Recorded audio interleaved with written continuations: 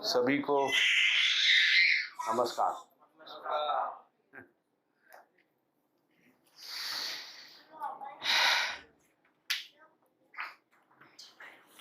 तो कल हम लोगों ने इस बात को समझने का प्रयास किया कि जब जीवन स्वयं को शरीर माने रहता है, उस स्थिति में जो शरीर के संकेत जीवन में आते हैं, उसका प्रभाव मन के ऊपर रुचि मूलक आस्वादन के रूप में रहता है, जो जिसमें क्षणिक सुख है, टेम्परेरी सुख रहता है।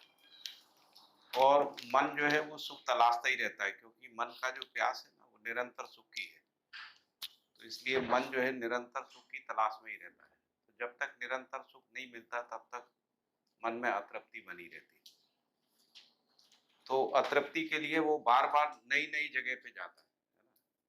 और संकेत उसको केवल जो है शरीर से आ रहे हैं।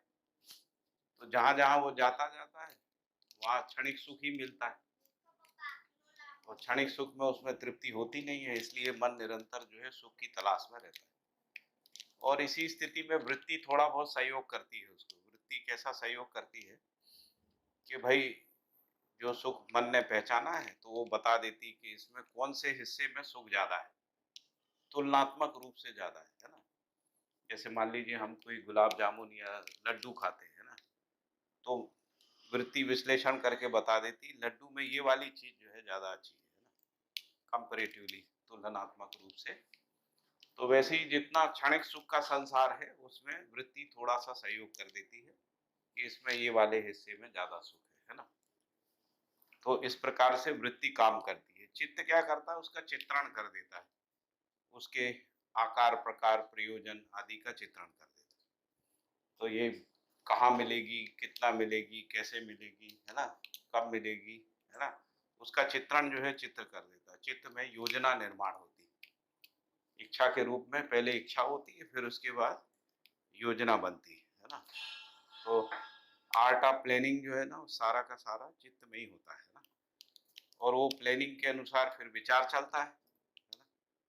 जैसे मान लीजिए बता दिया कि यहाँ मिल जाएगा, ऐसे मिल जाएगा, है ना, तो फिर विचार उसको उपलब्ध कराने के अर्थ में जो है विचार क्रिया चलती है। फिर जब उपलब्ध हो जाता तो मन तक पहुंचता है। लेकिन क्योंकि 4.5 क्रिया ही सक्रिय रहती है, और जीवन में जो है संकेत इंद्रियों के और शरीर ज्ञानेंद्रिय कर्मेंद्रियों से ही आ रहे होते हैं, या थोड़ा बहुत वातावरण के संकेत भी आते हैं, है ना। प्राकृतिक वातावरणस्थ जो संकेत हैं, उसको भी मन ग्रहण करता है। ऐसा जैसे हम लोग बाहर घूमने जाते हैं, हमको नदी पहाड़ अच्छे लगते हैं आदि, अच्छा लगना होता तो आँख से ही है ना, या कान से ही। पक्षियों का संगीत सुनते हैं ना, आँख से कुछ अच्छे चित्र देखते हैं, लेकिन उसके संकेत भी होते हैं जो हम तक आते हैं। और इसके अलावा 4.5 क्रिया में थोड़ा भास भी बना रहता है, सुख का भास। तो कल्पना में ऐसा रहता है कि और ज्यादा सुख होता है, ऐसा नहीं है, इतना ही सुख है। और इसीलिए जीवन जो है वो लगा रहता है सुख की तलाश में। और इसके अलावा निरंतर सुख का कामना भी बना रहता है। जैसे किसी भी आदमी से पूछो कि भाई कितना सुख चाहिए, तो वो यही कहता है निरंतर सुख चाहिए, हमेशा सुख बना रहे, है ना, नित्य सुख बना रहे। हम लोग जितने भी प्रकार के पूजा पाठ पद्धतियों में भगवान से प्रार्थना करते हैं, तब उनसे यही प्रार्थना करते हैं, हमारे परिवार में हमारा सुख जो है वो हमेशा बना रहे, सदैव जो है सुख के रूप में प्रभु की, ईश्वर की कृपा बने रहे। तो कामना बनी रहती है। इसका मतलब है निरंतर सुख का प्रेरणा बना रहता है। लेकिन वो भास से ज्यादा नहीं हो पाता है ना, भास से ज्यादा नहीं होता। इसीलिए फिर ये जो वृत्ति विश्लेषण करके चित्त में चित्रण होता है, इसी चित्रण को यदि पूरी मानव जाति में देखें, सारे मानव के अंदर ये चित्रण हो रहा है, सारे मानव के अंदर जो है विचार चल रहा है। तो पूरा विचार यदि हम देखते हैं, तो ज्यादा से ज्यादा भौतिक रासायनिक क्रिया के विश्लेषण तक ही गया है। जो भी विचार है शिक्षा में और रिसर्च में, जो भी विचार गया है, भौतिक रासायनिक क्रिया के विश्लेषण के रूप में गया है। उससे जो भी सुविधा संग्रह आदि हम पहचान पाए हैं, जो भी शब्द स्पर्श रूप रस गंध के रूप में जो भी विविध प्रकार की भोग सामग्रियों को हम पहचान पाए, वो सब हमने विचार के माध्यम से पहचाना। बहुत सारा संगीत, बहुत सारा कला, आर्ट, है ना? ये सब हमने पहचाना, बहुत सारी गंध, बहुत सारे स्पर्श को हमने पहचाना है, रूप को पहचाना है, ये सब पहचाना। उसका संसार भी बना लिया है ना? तो वो सब चित्रण जिसको मैं कह रहा था कि वो हमारे अंदर में प्रीहित लाभ का चित्रण है। बहुत सारा चित्रण मानव जाति में हुआ है। यदि पूरी मानव परंपरा को देखते हैं, फिर कुछ समय के बाद जो है तकनीकी थोड़ी-थोड़ी सी थी, लेकिन तकनीकी धीरे-धीरे विकसित हुई और उसमें जो है सुविधा संग्रह का और ज़्यादा चित्रण हो गया। तो बहुत सारी जो तकनीकी के रूप में हमको सुविधाएँ मिली हैं, वो बहुत पुरानी नहीं है। ह्यूमन सिविलाइजेशन के हिसाब से देखें तो पिछले 40-50 साल में ही तकनीकी का बहुत तेज़ी के साथ विकास हुआ है। इसमें दूरगमन, दूरदर्शन, दूरश्रवण के रूप में जो तकनीकी का विकास हुआ है, ये मानव जाति के लिए सकारात्मक है। कई दृष्टि से सकारात्मक है। एक तो ज्ञान को पूरी दुनिया में लोक व्यापीकरण के अर्थ में भी है, दूसरा मानव को मानव से जोड़ने के अर्थ में भी है, जिसको हम लोग कल्चरल, क्रॉस कल्चरल जो कम्युनिकेशन कह रहे हैं, उस अर्थ में भी है। और उसके कारण से लोग जो है विश्व व्यवस्था की तरफ एक कोई आचार संहिता के बारे में सोचने लगे। पूरी मानव जाति में एक आचार संहिता होना चाहिए ना, ग्लोबल वर्ल्ड ऑर्डर होना चाहिए और एक वर्ल्ड कॉन्स्टिट्यूशन, अर्थ कॉन्स्टिट्यूशन ऐसा कुछ होना चाहिए। ऐसा लोग सोचने लगे जो पहले संभव नहीं था। ये कम्युनिकेशन टेक्नोलॉजी के माध्यम से भी हुआ है। दूसरा, इन्फॉर्मेशन की जो लिमिट है वो भी लोगों को पता लग गई। पहले तो हम कहते थे हमारे पास सूचना उपलब्ध नहीं है, अभी सभी सूचनाएँ उपलब्ध हैं। तो सूचनाओं की जो सीमा है वो भी जो है उपलब्ध हो गई। तो इसलिए कम्युनिकेशन टेक्नोलॉजी के बारे में नागराज बाबा जी ने ऐसा बोला है कि ये विज्ञान का सकारात्मक पक्ष है ना? तो हमको इसका उपयोग करना है सकारात्मक पक्ष का। जैसे हम लोग अभी कोरोना काल में ऑनलाइन बहुत सारा करने लगे, शिविर करने लगे, बात करने लगे, तो पहले की तुलना में गति ज़्यादा बढ़ गई, अप्रोच ज़्यादा बढ़ गई, है ना? संसाधनों पे जो लोड आता था वो भी कम हो गया। ट्रैवल आदि का जो लोड आता था, सबको व्यवस्था करो, है ना? 100 लोगों को बुलाओ, उनका सारा इंतज़ाम करो, उसके कुछ बेनिफिट हैं, लेकिन ऐसे भी हो सकता है, ऐसा कोई बहुत बड़ी बात नहीं है। जैसे हम कुछ रिसोर्स लोगों को तैयार कर दें, जैसे मान लीजिए आप लोग में से 5 लोग रिसोर्स पर्सन के रूप में तैयार हो जाएँ, तो फिर ज़्यादा मूवमेंट की ज़रूरत नहीं है। तो पूरे गुजरात के लिए 5 लोग पर्याप्त हैं, इसके लोक व्यापीकरण करने के लिए। 5 लोग यदि तैयार हो जाते हैं तो, है ना? सभी school, college, university, academic institution सब में किया जा सकता है। तो ये जो शरीरगत जो संकेत आते हैं, जिसको परानुक्रमी संकेत बोल रहे हैं, उन संकेतों से जो चित्रण हुआ, तो सुविधा संग्रह, भोग, भय, आस्था, प्रलोभन के रूप में हुआ। उससे पहले बीज रूप में संस्कार तो पड़ा ही हुआ था, जीव चेतना का, 4 विषय का, 5 इंद्रिय संवेदनाओं का पड़ा था, लेकिन ये और बढ़ गया। इसके अलावा मानव आदिकाल से भय, आस्था, प्रलोभन का भी चित्रण रहा। भय का जो है चित्रण लड़ाई झगड़े, युद्ध, हिंसा के रूप में भी रहा, भय का चित्रण विधि के रूप में भी रहा, जिसको मैंने दंड संहिता कहा, है ना, संविधान कहा, उस रूप में भी भय का चित्रण हुआ। तो अपराध को नियंत्रित करने के लिए भय का विधि सम्मत प्रयोग जो है वो हजारों साल से हो रहा है। आचार संहिताओं में भी हुआ, जिसको ट्रेडिशनल लॉ कहते हैं, और उसके बाद जो कॉन्स्टिट्यूशनल लॉ डेवलप हुआ उसमें भी भय का प्रयोग हुआ, और अभी तक भय के अलावा कोई विधि निकली नहीं।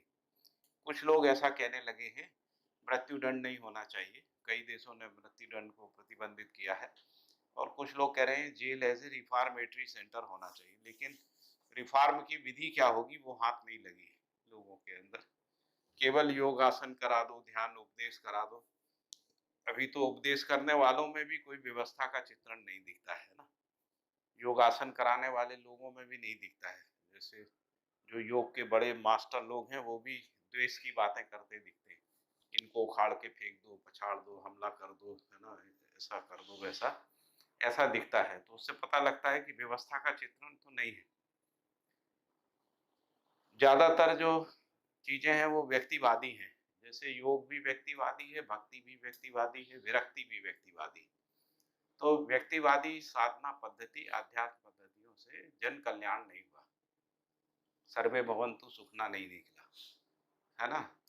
जो हमारी आदिकालीन कामना है, और वसुधैव कुटुम्बकम नहीं बना, अखंड समाज नहीं बना, है ना? तो इसीलिए सह-अस्तित्ववादी विधि जो है वो उसका अनुसंधान हुआ, और उस विधि से ऐसा समझ में आ रहा है कि परिवार मूलक विधि से समाधान निकल सकता है। ऐसा संभावना अभी बाबा के मध्यस्थ दर्शन के आधार पे उसको जीने में प्रमाणित करने की बात है। तो ये 4.5 क्रियाकलाप और उसके साथ एक संभावना के रूप में ये मध्यस्थ दर्शन से अस्तित्ववाद का प्रकटन यहाँ तक गए। तो बाबा जी को अनुभव हुआ, उन्होंने अपना समाधि संयम विधि से जो साधना किया, साधना में कोई 30 साल लगाया। 30 साल में उनको पहले समाधि हुआ, समाधि में उनको ज्ञान का प्रकटन नहीं हुआ, तो उन्होंने लिखा है कि समाधि में ज्ञान का प्रकटन नहीं होता है ना? फिर इसके बाद विभूतिपाद में जो संयम नाम की क्रिया है, जिसमें लिखा है पतंजलि ने कि ये ध्यान है, ये धारणा है और ये समाधि है, और इन तीनों को एक साथ करने से संयम होता है। त्रयमेव एकत्रत्वा संयमः, है ना? ऐसा 3-4 लाइन में, विभूतिपाद की 3-4 लाइन में ऐसा लिखा हुआ। धारणा, ध्यान, समाधि, त्रयमेव एकत्रत्वा संयमः, ऐसा। तो बाबा जी ने संयम के बारे में विभूतिपाद में पढ़ा, तो उसमें 18 प्रकार की विधियों का उल्लेख है। 18 जगह पे संयम करने से क्या-क्या विभूतियाँ मिलती हैं, उसका उल्लेख है। उनको लगा कि ये सारी प्रकार की जो विधियाँ हैं, ये किसी एक प्रकार की सिद्धि को उपलब्ध कराती है ना? तो सिद्धि उनका लक्ष्य नहीं था। बाबा जी का जो अनुसंधान का लक्ष्य सिद्धि नहीं था। तो उन्होंने क्या किया कि आकाश संयम नाम का वस्तु को तय किया कि मैं आकाश के ऊपर संयम करूँगा, है ना? जिसका उल्लेख पतंजलि के विभूतिपाद में नहीं है। जो 18 विधि है उसमें आकाश संयम की बात नहीं। तो उन्होंने अपने तरीके से, या कहें कि अस्तित्व सहज विधि से, उनमें ये ध्रुवीकृत हो गया आकाश संयम करना चाहिए, है ना? और उन्होंने विधि को थोड़ा बदल दिया।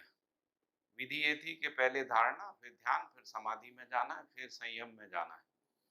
उन्होंने विधि ऐसी उल्टी कर दी कि मैं पहले समाधि में जाऊँगा, फिर ध्यान करूँगा, ऐसा। तो समाधि में गए, फिर समाधि में आकाश संयम को उन्होंने धारणा में लिया, और फिर उसका ध्यान शुरू किया, और उसके बाद उनका कहना है, बाबा जी का, उनका कहना है कि उनको पूरा अस्तित्व, जर्रा-जर्रा अस्तित्व दिख गया। परमाणु से लेके ग्रह, गोल, नक्षत्र तक जीवन के संपूर्ण क्रियाकलाप को, है ना? मानव जाति के लिए व्यवस्था, मानवीयतापूर्ण आचरण, ये सब कुछ उनको जर्रा-जर्रा जो है अस्तित्व। फिर उनके जो भी प्रश्न रहे, वो प्रश्न उसको रखते थे, संयम काल में उसके उत्तर आ जाते थे। उनके उत्तर उनके अ, अनुभव में आते थे, बुद्धि में आते थे, चित्त में आते थे, भाषा में आते थे, और उसमें कई थोड़ी-सी मिस्टिक बातें जैसी लगती हैं। कई बार उन्होंने कहा लिखे हुए भी शब्द दिखते थे ऐसा, संयम काल में। तो उससे उनको ऐसा विश्वास हुआ कि अस्तित्व में समाधान है। अस्तित्व में यदि कोई भी प्रश्न हम करते हैं, तो उसका समाधान अस्तित्व स्वयं उपलब्ध कराता है, ऐसा। तो ये थोड़ा-सा रहस्यमयी लगता है, लेकिन उसके बाद जो उद्घाटन हुआ, दर्शनवाद शास्त्र संविधान के अर्थ में जो उन्होंने उद्घाटन किया, उससे लगता है हुआ होगा तभी आया, नहीं तो आता कैसे? कुछ हुआ होगा। तो ये अनुमान तो हम लोग अनुमान ही कर सकते हैं, हमारे पास अनुमान से ज़्यादा कुछ नहीं है ना। लेकिन उसका प्रमाण इतना ही है कि वो जो भी उन्होंने देखा था, वो दर्शनवाद शास्त्र संविधान के रूप में अवतरित हुआ। तो अनुभव में जो हुआ, वो बुद्धि में स्वीकार हुआ, जिसको अपन कह रहे हैं कि अनुभव का बोध हुआ। अनुभव बोध हुआ, आत्मबोध हुआ, सह अस्तित्व बोध हुआ, ये सब बाबा जी को हुआ हो। और इसके बाद वो चित्त में आया। तो ये जो यथार्थता, वास्तविकता, सत्यता, या आत्मबोध, जीवन का स्वबोध, है ना? संपूर्ण जीवन का बोध, सह अस्तित्व बोध, अमरत्व बोध, ये जो भी कुछ उनके अंदर घटा, है ना? वो जब चित्त में आया, तो उसका भाषाकरण हो गया, जिसको हम लोग कह रहे हैं श्रुति स्मृति के रूप में उसका भाषाकरण हो गया। तो जो अस्तित्व सहज श्रुतियाँ थी, जो उनके अनुभव में आई थी, है ना? जिसमें उन्होंने वास्तविकता, यथार्थता, सत्यता को, है ना, उसको उसके दृष्टा बने थे, उसका भाषाकरण हुआ। तो भाषाकरण श्रुति के रूप में हुआ, श्रुति और स्मृति के रूप में हुआ, जो चित्त की पहली क्रिया है। और जब भाषाकरण हुआ तो जो वास्तविकता, यथार्थता थी, उसमें वो मेधा और कला को पहचान पाए, है ना। मेधा क्या है और कला क्या है, इसको पहचान पाए। मेधा के रूप में उन्होंने ज्ञान, विवेक, विज्ञान को पहचाना, है ना। और कला के रूप में उसकी अभिव्यक्ति को पहचाना, वो मानव परंपरा में ज्ञान, विवेक, विज्ञान किस प्रकार से जाता है। फिर उन्होंने कांति और रूप को देखा प्रकृति में, जिसको अपन अस्तित्व दर्शन कह रहे हैं। उसमें एक हिस्सा कांति और रूप है। उसको उन्होंने कहा कि कांति का मतलब जीवन प्रकाश है। तो जीवन प्रकाश में सभी प्रकार के रूप उन्होंने देखे, उसी में रूप भी देखे और अरूप भी देखे, है ना। तो जैसे प्राकृतिक सौंदर्य को भी देखा, जिसको उन्होंने प्राकृतिक छटा बोला, है ना। और जीवन के सौंदर्य को भी देखा, है ना, जिसको जिसको अपन है छवि, जिसको अपन छवि कह रहे हैं। जीवन की छवि, मानव की छवि, है ना, देव मानव की छवि, दिव्य मानव की छवि, सबको भी उन्होंने देखा। तो इस प्रकार से कांति और रूप को देखा। साथ में ही उनके अंदर, क्योंकि भाषा पहले बन गई थी, फिर भाषा के विधि से वो प्रकृति के का विश्लेषण कर पाए। तो उनमें निरीक्षण नाम की एक क्रिया हुई। निरीक्षण करने से वो प्रकृति के रूप, गुण, स्वभाव, धर्म का निरीक्षण कर पाए, विश्लेषण कर पाए, व्याख्या कर पाए, है ना। जो गुण है उसको पहचान पाए, उसको विवेक कर पाए। तो ये क्रम से बाबा के चित्त में ये सब घटा। इसके बाद उनके अंदर जो है वात्सल्य भाव आ गया।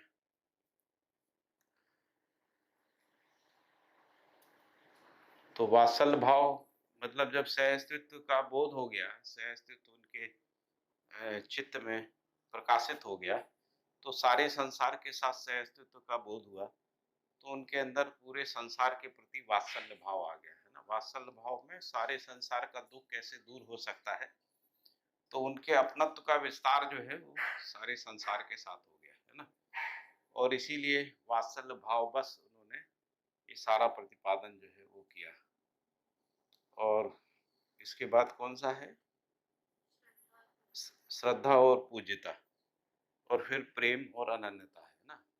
तो जो वात्सल्य भाव आने के कारण से श्रेय की ओर गतिशीलता को उन्होंने देख लिया मानव जाति में, जिसको हम लोग परिवार मूलक स्वराज व्यवस्था कह रहे हैं, या जिसको हम लोग ज्ञान, विवेक, विज्ञान कह रहे हैं, या जिसको हम न्याय, धर्म, सत्य कह रहे हैं, है ना।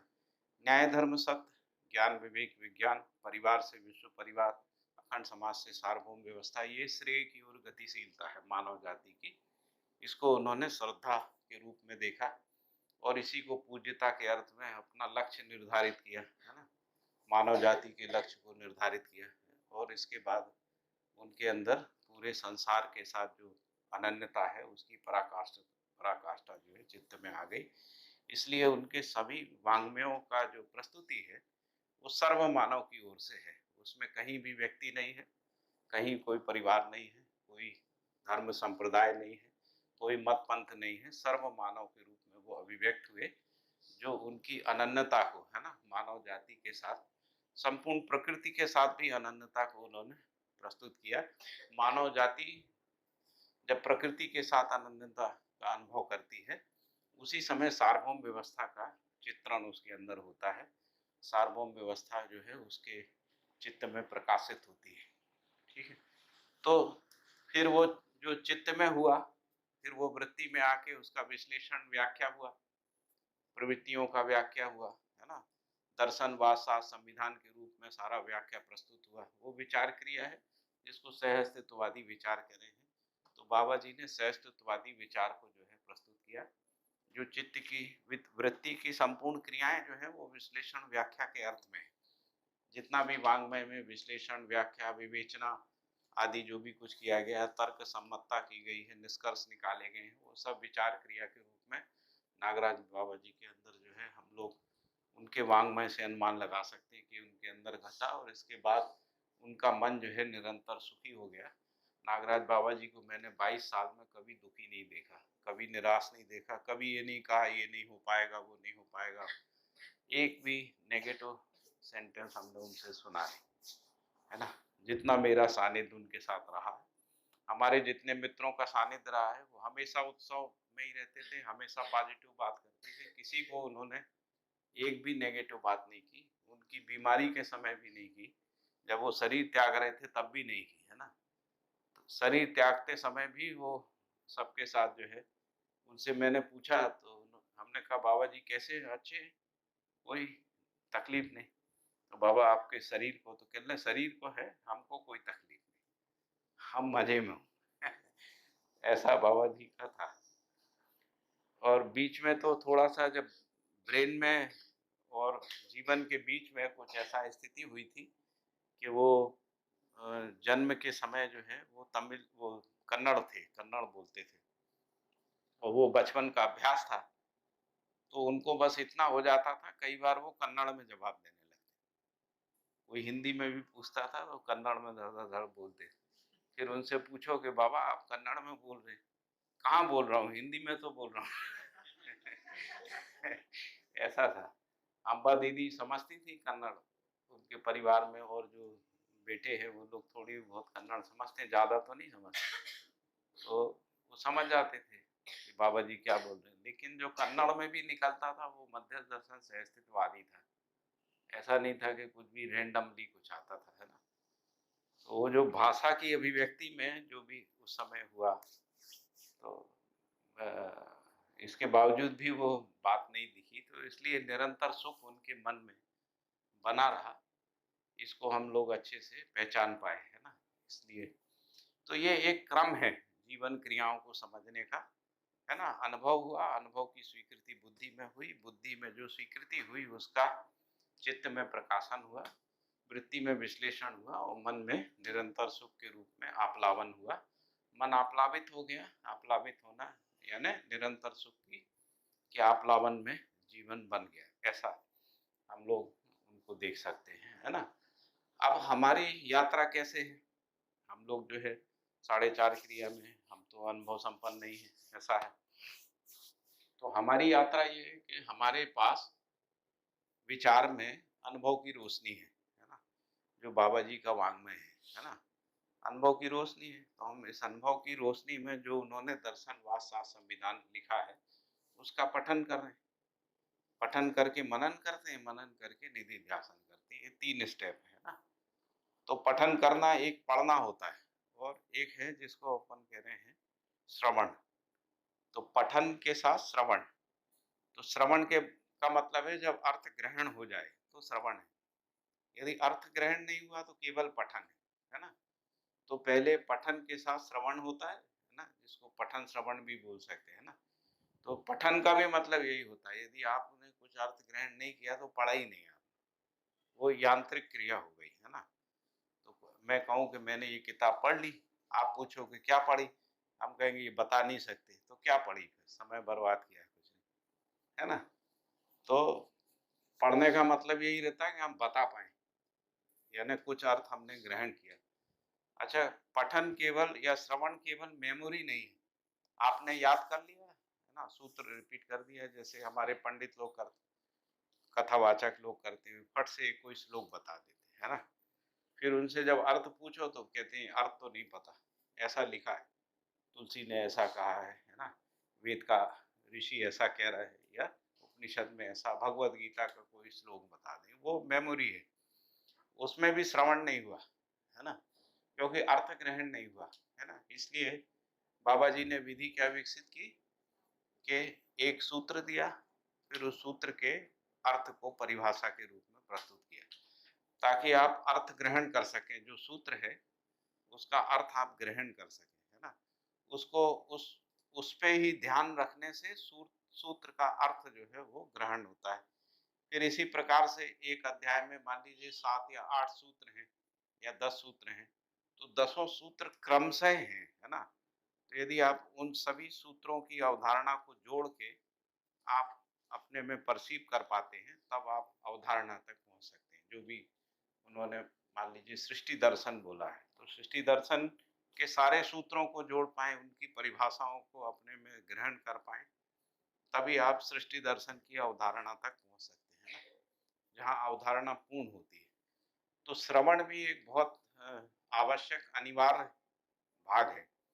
बाबा जी ने इसी को कर्म दर्शन में उपासना कहा, जिसको हमारे लिए, क्योंकि वहाँ तो उपासना है, भगवान का आरती करना है ना? टीका लगाना है, भोग लगाना है ना? प्रसाद बाँटना है, ये सब हम लोग करते हैं। कुछ प्रार्थना करना है, कुछ अपना यज्ञ वज्ञ करके देवी देवताओं का आवाहन करके उनको उसका, ये उपासना थी। तो मध्य दर्शन में उपासना जो है वो श्रवण मनन निधिध्यासन है, यही उपासना है ना? तो उपासना के रूप में उन्होंने ये रास्ता मानव जाति के सम्मुख दिया। संयोग से क्या हुआ कि इधर विज्ञान ने मानव की तर्कशीलता और विश्लेषण करने का क्षमता बढ़ा दिया, एनालिटिकल फिलॉसफीज आने के बाद से।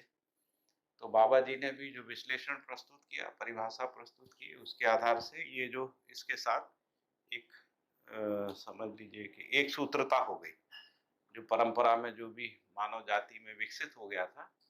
पहले प्रश्न नहीं करते थे लोग, है ना?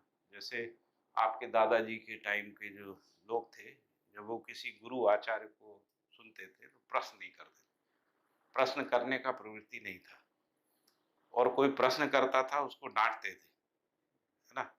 चुप हो जाओ, सुनो क्या कह रहे हैं, ऐसा। महाराज जी से पूछना नहीं है, बोलना नहीं है ना? ऐसा संस्कार था। लेकिन धीरे धीरे अभी प्रश्न करने का समय आ गया। अभी सभी लोगों से प्रश्न करते हैं, जो आचार्य प्रश्न नहीं, उत्तर नहीं देता उसको छोड़ देते हैं लोग, ऐसा हो गया। तो इसलिए अभी सबको उत्तर देने पड़ रहे हैं। सबके अंदर जो है पूरी, जितने भी धर्म के आचार्य हैं सबको भी लोग प्रश्न पूछते हैं, प्रश्न का उत्तर नहीं दो तो फिर नहीं जाते वहाँ पे, है ना? तो ये जो तर्कशीलता का विकास हुआ, उसको तर्क सम्मत विधि से नागराज बाबा जी ने एक उपासना पद्धति दे दी, जिसको मैं कह रहा हूँ श्रवण मनन निधिध्यासन इसको कहा। इसी को दूसरे अर्थ, दूसरे तरीके से देखें तो शब्द, शब्द से अर्थ, अर्थ से परिभाषाएं, परिभाषा से अवधारणा, है ना? अवधारणा से अनुभूति। ये क्रम हमको देखने को मिलता है ना? जिसको हम कह रहे हैं कि जो श्रवण का जो क्रम है वो इसी प्रकार से। तो इसमें अर्थ और परिभाषा से पहुंचने के बाद ही मनन क्रिया शुरू होती है, जिसको अपन मनन कहते हैं। तो मनन का मतलब है कि जो अनुक्रम है ना? अनुक्रम हमको दिख जाए, अनुक्रम स्पष्ट हो जाए, है ना? तो यदि अनुक्रम, जिसको अपन कह रहे हैं कनेक्टिंग डॉट्स, है ना? सब डॉट जो है आपस में जुड़ जाए, अर्थ परिभाषा से, परिभाषा अवधारणा से जुड़ जाए, तो यदि ये पूरा हो जाता है तो हम कह रहे हैं कि साक्षात्कार हो गया, है ना? यदि मनन पूरा हो गया तो साक्षात्कार हो गया। इसमें क्या है कि अनुभव की रोशनी है, ऐसा तो हमको मान के चलना पड़ेगा। यहाँ शुरू में एक स्तर पे मान्यता है। इसके बाद ये जो अनुभव की रोशनी है, उसको हम अपने में जांच के देखते हैं, परिवार में जांच के देखते हैं, समाज में जांच के देखते हैं। यदि इसकी पुष्टि होती है तो लगता है कि ये जो बात कही गई वो सही है। यदि पुष्टि नहीं होती है तो पुनर्प्रयास करते हैं। यदि किसी से पुष्टि नहीं हो रही है तब नकारने जैसा है, फिर हम लोग त्याग भी सकते हैं मध्य दर्शन को। भाई ये तो अ, नागराज बाबा जी के ही बस की बात रही होगी, हम लोगों के तो बस की बात नहीं है, ऐसा हम लोग त्याग सकते हैं। लेकिन हमने ऐसा पाया है कि जो भी बात उन्होंने कही है वो वेरीफाई होती है, उसको जांच के देखा जा सकता है, आचरण में दिखती है, आचरण में उतरती है। व्यक्ति के आचरण में, परिवार के, समाज के आचरण में उतरने की संभावना दिखती है ना? और सार्वभौम व्यवस्था के रूप में संभावना दिखती है। ये परिवार मूलक स्वराज व्यवस्था को हम लोग प्रमाणित कर सकते हैं, ऐसा संभावना दिखता है। पूरी मानव जाति संभावना की ओर ही गतिशील होती है। मानव जाति में जो गतिशीलता है वो संभावना के क्षेत्र में, जहाँ संभावना नहीं रहती वहाँ मानव नहीं जाता। जाता है क्या? हमारा जो विचार है, हमारा जो चिंतन है वो संभावना की जगह पे जाता है। तो ये जो संभावना उदय हुई है, इसलिए हम सब लोग उस तरफ गति कर रहे हैं। जो हमारी गति है वो है। तो मैंने कहा कि हमको सूचना मिली, है ना? वृत्ति को सूचना मिली, किसकी? अनुभव की रोशनी में। अनुभव की रोशनी में न्याय धर्म सत्य का सूचना मिला। न्याय धर्म सत्य की दृष्टि संपन्नता आई। उस दृष्टि से वास्तविकता, यथार्थता, सत्यता को देखना हमको शुरू हुआ। वास्तविकता का मतलब है रूप गुण साम्यता। रूप रूप गुण स्वभाव साम्यता यथार्थता है, रूप गुण स्वभाव धर्म साम्यता जो है जिसको सत्यता कह रहे हैं। तो वास्तविकता यथार्थता सत्यता को देखने के लिए हमको न्याय धर्म सत्य की दृष्टि मिली, जो सार्वभौमिक दृष्टि है ना, यूनिवर्सल दृष्टि है। न्याय की दृष्टि से सर्व मानव को देखा जा सकता है, धर्म की दृष्टि से सर्व मानव के साथ जो शेष प्रकृति है उस संबंध को देखा जा सकता है, और सत्य की दृष्टि से संपूर्ण प्रकृति के व्यापक सत्ता के साथ जो सह अस्तित्व है उसको देखा जा सकता है। सार्वभौमिकता की इससे ज्यादा कल्पना नहीं हो सकती, मानव जाति में इससे ज्यादा सार्वभौमिकता की कल्पना नहीं हो, यूनिवर्सलिटी की कल्पना इससे ज्यादा नहीं है। तो ये जो सार्वभौमिक दृष्टि से जब हम देखते हैं, मानव को देखते हैं, तो अखंड समाज हमको चित्रित होने लगता है। उससे पहले यदि हम किसी संकीर्ण दृष्टियों से देख रहे थे, प्रिय हित लाभ की दृष्टि से देख रहे थे, तो समुदाय चेतना ही चित्रित होती है। हमारी समुदाय चेतना हमारी चित्त में एक तदाकारता के रूप में आ जाती है, हम समुदाय के रूप में अपने को मानने लगते हैं, जबकि बच्चा जन्म से किसी समुदाय को नहीं मानता है। तो इसका मतलब समुदाय की जो भाव है वो शिक्षा पूर्वक या वातावरण से आती है, परिवार परंपराओं से आती है, धर्म परंपराओं से हम समुदाय को प्रतिष्ठित करते हैं, है ना, उससे वो तदाकार हो जाता है। जैसे बच्चा नाम के साथ तदाकार हो जाता है, तो तदाकार होने की प्रवृत्ति जीवन में रहती ही है। जैसे जीवन शरीर के साथ तदाकार हो जाता है, हम लोग भौतिक वस्तुओं से भी तदाकार हो जाते हैं। जैसे मेरा घर, मैं अपने घर से तदाकार हो जाता हूँ, मेरे घर को कोई क्षति पहुंचाता है मुझे तकलीफ होती, मेरी कार से मैं तदाकार हो जाता हूँ, मेरी कार में कोई खरोंच लगाता है तो हमको लगता है हमको लग गई चोट, ऐसा ऐसा हम है। तो ये जो चित्त में तदाकार प्रवृत्ति रहती है, उसी विधि से ये संभावना का उदय होता है कि मानव अखंड समाज तक तदाकार हो सकता है। इसी को न्याय की यूनिवर्सलिटी कह रहे हैं, यानी जब हम न्याय को व्यक्ति में, परिवार में, समाज में, राष्ट्र में, अंतर्राष्ट्र में देख लेते हैं, है ना, न्याय को व्यवस्था में देख लेते हैं, शिक्षा में न्याय, उत्पादन में न्याय, विनिमय में न्याय, न्याय सुरक्षा में न्याय, है ना, उत्पादन उत्पादन उत्पादन में न्याय, है ना। तो नियम ही न्याय के रूप में मानव परंपरा में, मानव के क्रियाकलाप में प्रकट होता है ना, जिसको अपन कह रहे हैं। फिर हम धर्म को देख लेते हैं, पूरी मानव जाति का शेष प्रकृति से क्या संबंध है, हवा से, नदी से, पहाड़ से, है ना, जमीन के साथ क्या संबंध है, पेड़ पौधों के साथ क्या संबंध है, जितने भी प्रकार की विविध वनस्पति है इस पृथ्वी पे है उसके साथ मानव जाति का क्या संबंध है, और जीव संसार के साथ क्या संबंध है, बाकी मानवों के साथ क्या संबंध है। तो हमको सर्वतोमुखी समाधान हमारे अंदर प्रकट होता है ना, कि मानव के साथ, मानव में समाधान, जो व्यक्ति, परिवार, समाज, राष्ट्र, अंतर्राष्ट्र के स्तर पे है ना, मानव का शेष प्रकृति के साथ समाधान जो अभी समस्या बन गया है। नैसर्गिक रूप से वातावरण जो है वो विकास क्रम विकास के अर्थ में था, पूरकता के अर्थ में था, पोषण के अर्थ में था, उभय समृद्धि के अर्थ में था, प्राकृतिक वातावरण। अभी प्राकृतिक वातावरण जो है, जब से प्रदूषण आया, ग्लोबल वार्मिंग आई, जो भी हमने हस्तक्षेप किया, जेनेटिकली इंटरफियरेंस किया, परमाणु के एटम में जाके इंटरफियरेंस किया, उसके कारण से विध्वंसात्मक चीजें, जिसको कह रहे हैं एग्जिस्टेंशियल ऑर्डर में भी हस्तक्षेप किया। जैसे हम परमाणु में न्यूक्लियर फ्यूजन किया, वो परमाणु के एग्जिस्टेंशियल ऑर्डर में जाके डिस्टर्बेंस किया। जेनेटिकली हमने जो भी मॉडिफिकेशन किया, या जिसको टर्मिनेटेड सीड भी बोलते हैं ना, जीएम फूड कहते हैं, तो ये जितना भी जीएम फूड या जीएम टेक्नोलॉजी जो आई है वो जेनेटिकल ऑर्डर में हस्तक्षेप है। उस विधि से जो भी कुछ हुआ होगा, उत्पादन बढ़ गया होगा, क्वालिटी हमको आँख से अच्छी दिख रही होगी, लेकिन बाद में ये पता लगा कि जीएम फूड जो है वो हेल्थ के लिए ठीक नहीं, स्वास्थ्य के लिए ठीक नहीं। इसलिए बहुत सारे जो जीएम फूड पैदा करने वाले जो देश हैं, वो कई देश प्रतिबंधित कर चुके हैं अपने यहाँ, है ना, जीएम फूड को। लेकिन विकासशील देश में प्रयोग करके देख रहे हैं, देखते हैं क्या होता है विकासशील लोग। हम लोग उनकी प्रयोगशाला बने हुए हैं ना, हम लोग उसका उपयोग। तो ये जो भी हमने जेनेटिक ऑर्डर में डिस्टरबेंस किया, फैमिली में भी डिस्टर्बेंस। फैमिली एक प्रकार से एग्जिस्टेंशियल एंटिटी है ना। फैमिली किसी दर्शन से, फिलॉसफी से, किसी पुस्तक से निकल के नहीं आई है, वो नैसर्गिक है। जैसे भाषा नैसर्गिक है ना, भाषा किसी भाषा वैज्ञानिक ने नहीं बनाई, भाषा वैज्ञानिक ने व्याकरण बनाया है ना, लेकिन भाषा तो स्वयं स्फूर्त प्रकटन है, श्रुतियों का अस्तित्व सहज प्रकटन है ना? उसी तरीके से परिवार भी जो है अस्तित्व सहज प्रकटन है। इसीलिए सभी धर्म संप्रदायों में परिवार रूपी अवधारणा देखने को मिलती है।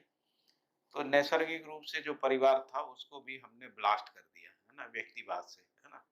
तो धीरे-धीरे परिवार टूट गए, कुटुंब टूट गया, परिवार टूट गया, एकल परिवार टूट गया। फिर सिंगल पेरेंट सोसाइटी का कॉन्सेप्ट आया कि हम केवल अपने बच्चे के साथ रहेंगे, पति नहीं रहेगा, पति के साथ बच्चा रहेगा, पत्नी नहीं रहेगी। एकल एकल फैमिली, सिंगल पेरेंट फैमिली। फिर सिंगल पेरेंट भी नहीं रहना है हमको, कोई बच्चे ही नहीं करना है। ऐसी स्थिति में भी आ गए लोग, है ना? हमको बच्चा भी नहीं करना और बच्चा हो गया तो क्रश में डाल देंगे, है ना? वो सरकार देखे, ऐसा। तो धीरे-धीरे परिवार टूट रहा है। परिवार टूटने से परिवार के साथ जो व्यवस्थाएँ थी, जो सामाजिक व्यवस्था थी वो छिन्न-भिन्न हो गई। तो व्यक्तिवाद रहेगा तो सामाजिकता आ नहीं सकती, है ना? सामाजिकता तो तभी आती है जब परिवार होगा, क्योंकि हम परिवार में सब मिल-जुल के रहते हैं, है ना? एक-दूसरे के सहयोग के साथ रहते हैं, एक-दूसरे के पूरक होते हैं। तो सामाजिकता का मतलब ही ये होता है कि हम एक साथ हैं, एक-दूसरे के पूरक हैं। उस अर्थ में सामाजिकता होती है। तो यदि पारिवारिकता नहीं है तो सामाजिकता नहीं है, सामाजिकता नहीं है तो मानवीयता नहीं है, ये स्पष्ट होता है ना? तो ये क्रम से ही होता है, जिसको अपन कह रहे हैं। तो मैंने ये कहा कि जो अनुभव मूलक सूचना है, उसमें 2 चीज़ों को हमको निश्चित करना पड़ता है। पहला अनुभव की रोशनी, है ना? और दूसरा अपने होने को स्वीकार करना। यदि आप अपने होने को स्वीकार नहीं करते तो अध्ययन नहीं कर सकते। अध्ययन करने में अपने होने को स्वीकार करना पड़ता, तभी अध्ययन हो सकता है ना? यदि आप कहेंगे कि मैं हूँ ही नहीं, तो फिर अध्ययन कैसे होगा? अध्ययन कौन करेगा? है ना? अध्ययन करने वाला कोई एक निश्चित है कि नहीं? तो जैसे मैं अपने अंदर अपने होने को निरंतर पाता हूँ, जब से भी मेरे को बोध है, इस शरीर का बोध है, तब से जो भी आयु तक पहुँचे, मेरा होना बना हुआ है ना? तो अपने होने को मैं नहीं कह रहा हूँ कि आप शरीर से पहले थे या नहीं थे, उस प्रश्न पे नहीं जा रहा हूँ। लेकिन मैं हूँ, मैं ही समझने वाला हूँ, सीखने वाला हूँ, मैं ही समझदार होता हूँ, ये बात स्वीकार होगी तो अध्ययन होगा। यदि मैं हूँ ही नहीं, तो अध्ययन करने वाला ही तय नहीं होगा। अध्ययन करने वाला तय नहीं होगा तो अध्ययन नहीं हो सकता है। फिर आप पास कितनी भी अनुभव की सूचना हो, वो काम नहीं करेगी, है ना? तो इसलिए अपने होने को पहले पहचानना है। अपने होने को पहचान के जो अनुभव की रोशनी है, उसमें जी के देखना है। जी के देखने का मतलब है पहले विचार में उसको वेरीफ़ाई करना है। वो तर्क सम्मत है कि नहीं, एग्ज़िस्टेंस में वेरीफ़ाई होता है कि नहीं, है ना? यदि हमको एग्ज़िस्टेंस में वैसा दिखता है, तो हमको स्वीकार होता है। वो जो स्वीकृति है, उसी स्वीकृति से आगे अध्ययन होता है। और इसके बाद फिर जो अलग-अलग अवधारणाएँ हैं, वो तीनों जुड़ती हैं, है ना? तो जब वो जुड़ जाती हैं, पूरा हो जाता है, मनन जिसको कह रहे हैं, मनन पूरा हो गया तो साक्षात्कार होता है, जो चित्त में होता है। साक्षात्कार के बाद जो है कोई प्रश्न नहीं बचता, डाउटलेसनेस आ जाता है ना? लेकिन अभी इसका प्रमाण नहीं आया है ना? हमने सार्वभौमिकता को पहचान लिया है, तर्क सम्मतता को पहचान लिया है, जीने में भी प्रमाणित नहीं हुआ है। जीने में थोड़ा-थोड़ा, टुकड़े-टुकड़े में हम लोग अध्ययन के समय करते रहे, है ना? लेकिन अभी पूरा प्रमाण नहीं आया। तो जब साक्षात्कार होता है तो बुद्धि में अवधारणा होती है ना? तो पहले बुद्धि में अवधारणा पूरी होगी, क्योंकि बुद्धि ही एकमात्र ऐसी क्रिया है जो सार्वभौमिकता को स्वीकार करती है ना? यदि सार्वभौमिकता नहीं है तो चित्त से ही वापस हो जाता है। तो इसलिए जैसे समुदाय चेतना पूरी मानव जाति में है, लेकिन मानव जाति को समुदाय चेतना स्वीकार नहीं है ना? तो जो भी संकीर्ण प्रवृत्ति रहती है उसको बुद्धि स्वीकार नहीं करती है, बुद्धि सार्वभौमिकता को ही स्वीकार करती है। इसलिए यदि शिक्षा और रिसर्च अनुसंधान को हम लोग देखते हैं तो उसमें यूनिवर्सलिटी को पहचानना ही मुख्य ऑब्जेक्टिव्स है। जैसे हम पीएचडी करते हैं, पीएचडी के बाद जो कंक्लूजन लिखते हैं उसमें लिखते हैं कि ये यूनिवर्सल है, ये जो बात हमने निकाली है ये इतने रेफरेंस में तो यूनिवर्सल ऐसा हम लोग कहते साक्षात्कार में भैया संकीर्ण प्रवृत्ति भी आ जाती हैं। साक्षात्कार में क्या आ जाती? संकीर्ण उसका समीक्षा हो जाता है, उसका समीक्षा, उसकी निरर्थकता जो है हमको पता लग जाती है ना। चिंतन और साक्षात्कार की जो क्रिया है भैया, उसको थोड़ा और परिभाषित, मतलब जैसे हम तो लोग जब यहाँ से ऊपर से आता है तब वो चिंतन है, नीचे से जाता है साक्षात्कार।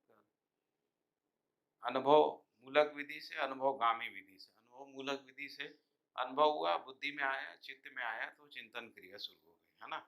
वास्तविकता, यथार्थता, सत्यता पहले से पहचाना है, प्रत्यावर्तन परावर्तन है। अनुभव का परावर्तन में चिंतन क्रिया है, प्रत्यावर्तन में साक्षात्कार क्रिया है। क्रिया दोनों एक जैसी है। ऐसा नहीं है कि चिंतन श्रेष्ठ है और साक्षात्कार नेष्ठ है, ऐसा नहीं है। दोनों में एक ही जैसी अनुभूति होती है ना। साक्षात्कार में भी वही अनुभूति होती है जो चिंतन में होती है, ऐसा। उसमें वास्तविकता, यथार्थता, सत्यता स्पष्ट हो जाती है ना। तो साक्षात होती है, मतलब जैसे बोध में हम लोग ये कहते हैं कि बुद्धि में सार्वभौमिकता ही स्वीकार होती है, ठीक है। तो हाँ, तो हम लोग कहते हैं कि बुद्धि में सार्वभौमिकता ही स्वीकार होती है। तो बुद्धि में स्वीकार होता है तो चित्रण में मतलब चित्रित होता है, वो समझ में आता है। तो चिंतन और साक्षात्कार में क्या होता है फिर वैसे, मतलब जो चित्त है अवधारणा पूरी हो जाती है। साक्षात्कार हुआ, अवधारणा पूरी हो गई। अवधारणा पूरी हो गई, अब कोई प्रश्न नहीं है, जिज्ञासा नहीं है, ना। परम तृप्ति आ जाती, संतोष आ जाता। इसको तो संतोष साक्षात्कार मतलब टुकड़े टुकड़े में हो सकता है। टुकड़े में अवधारणा मतलब जब तक जैसे मतलब साक्षात्कार तो टुकड़े टुकड़े में हो सकता है, हाँ हाँ, लेकिन अवधारणा नहीं हो सकती। अवधारणा टुकड़े में नहीं होती, अवधारणा पूर्ण होती है। साक्षात्कार पूरा हो गया, कोई चीज है हमको उसकी यूनिवर्सलिटी पता लग गई, है ना, वो साक्षात्कार होता है टुकड़े टुकड़े में, जिसको अपन कह रहे हैं चित्त।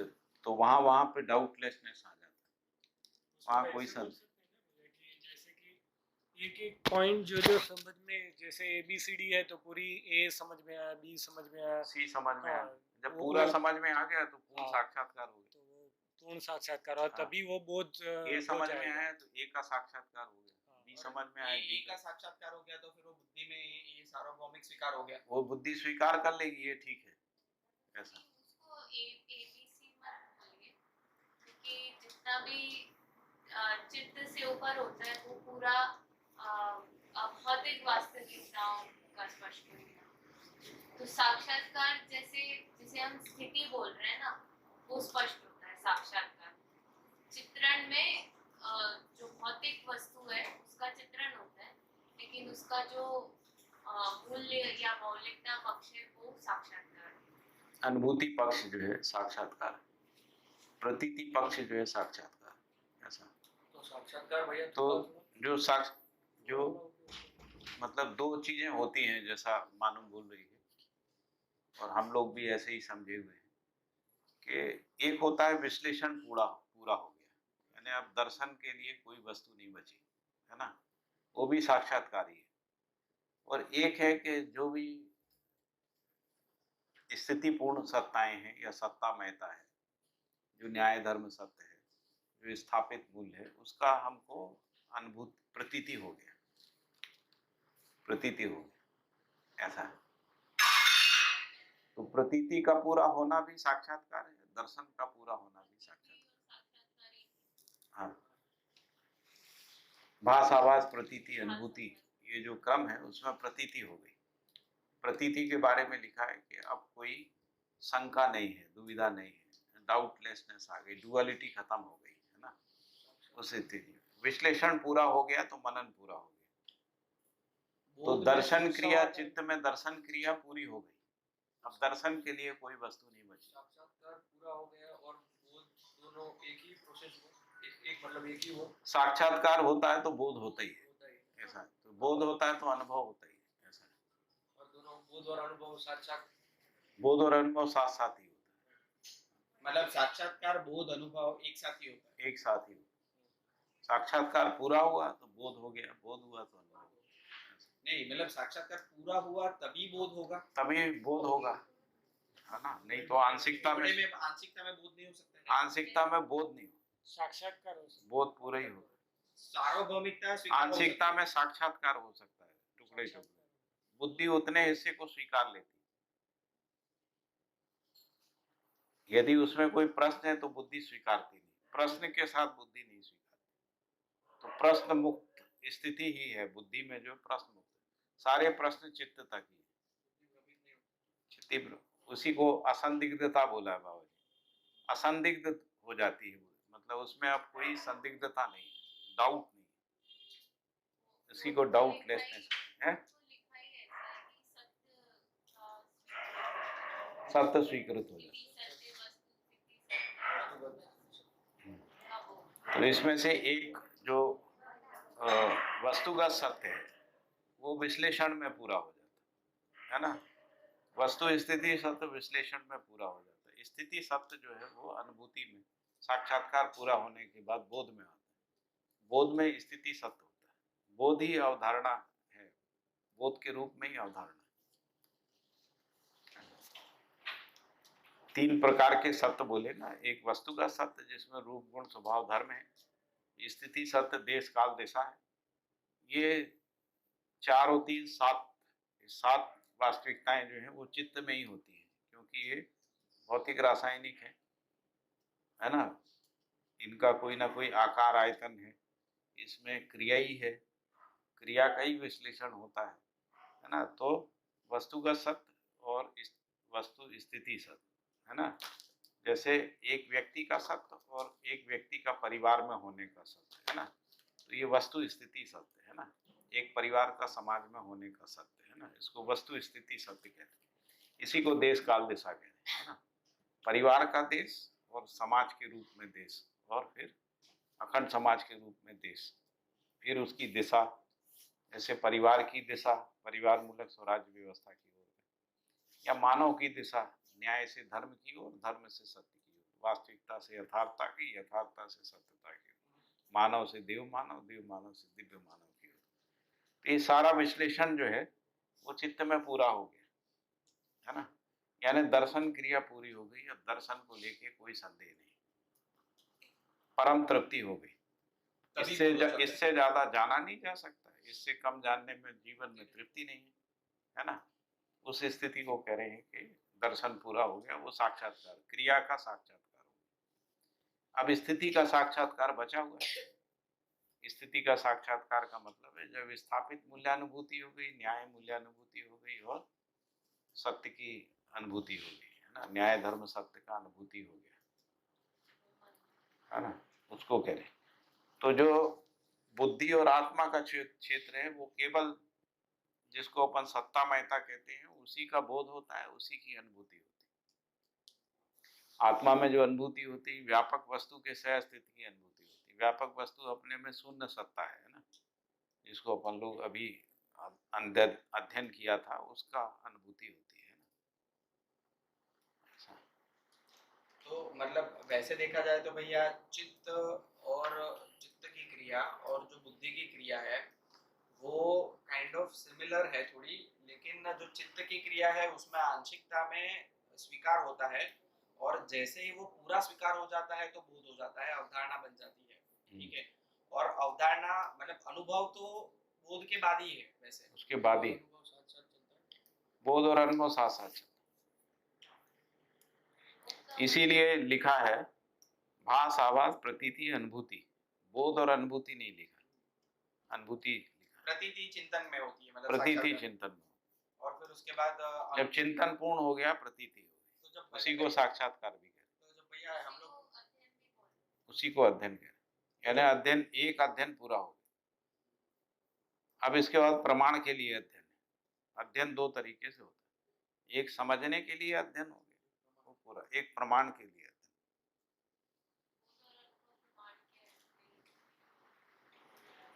तो पहले अवधारणा हो गई अध्ययन के अर्थ में, फिर अवधारणा बोध होता है। जीने में अवधारणा प्रमाणित होती है तो अवधारणा बोध बुद्धि में होता है, अवधारणा बोध होता है तो अनुभव होता है। तो अभी भैया जब और अनुभूति क्रम से होती, अनुभव पूरा होता है। जी जी, मैं बीच में आपको रोक दिया। हाँ।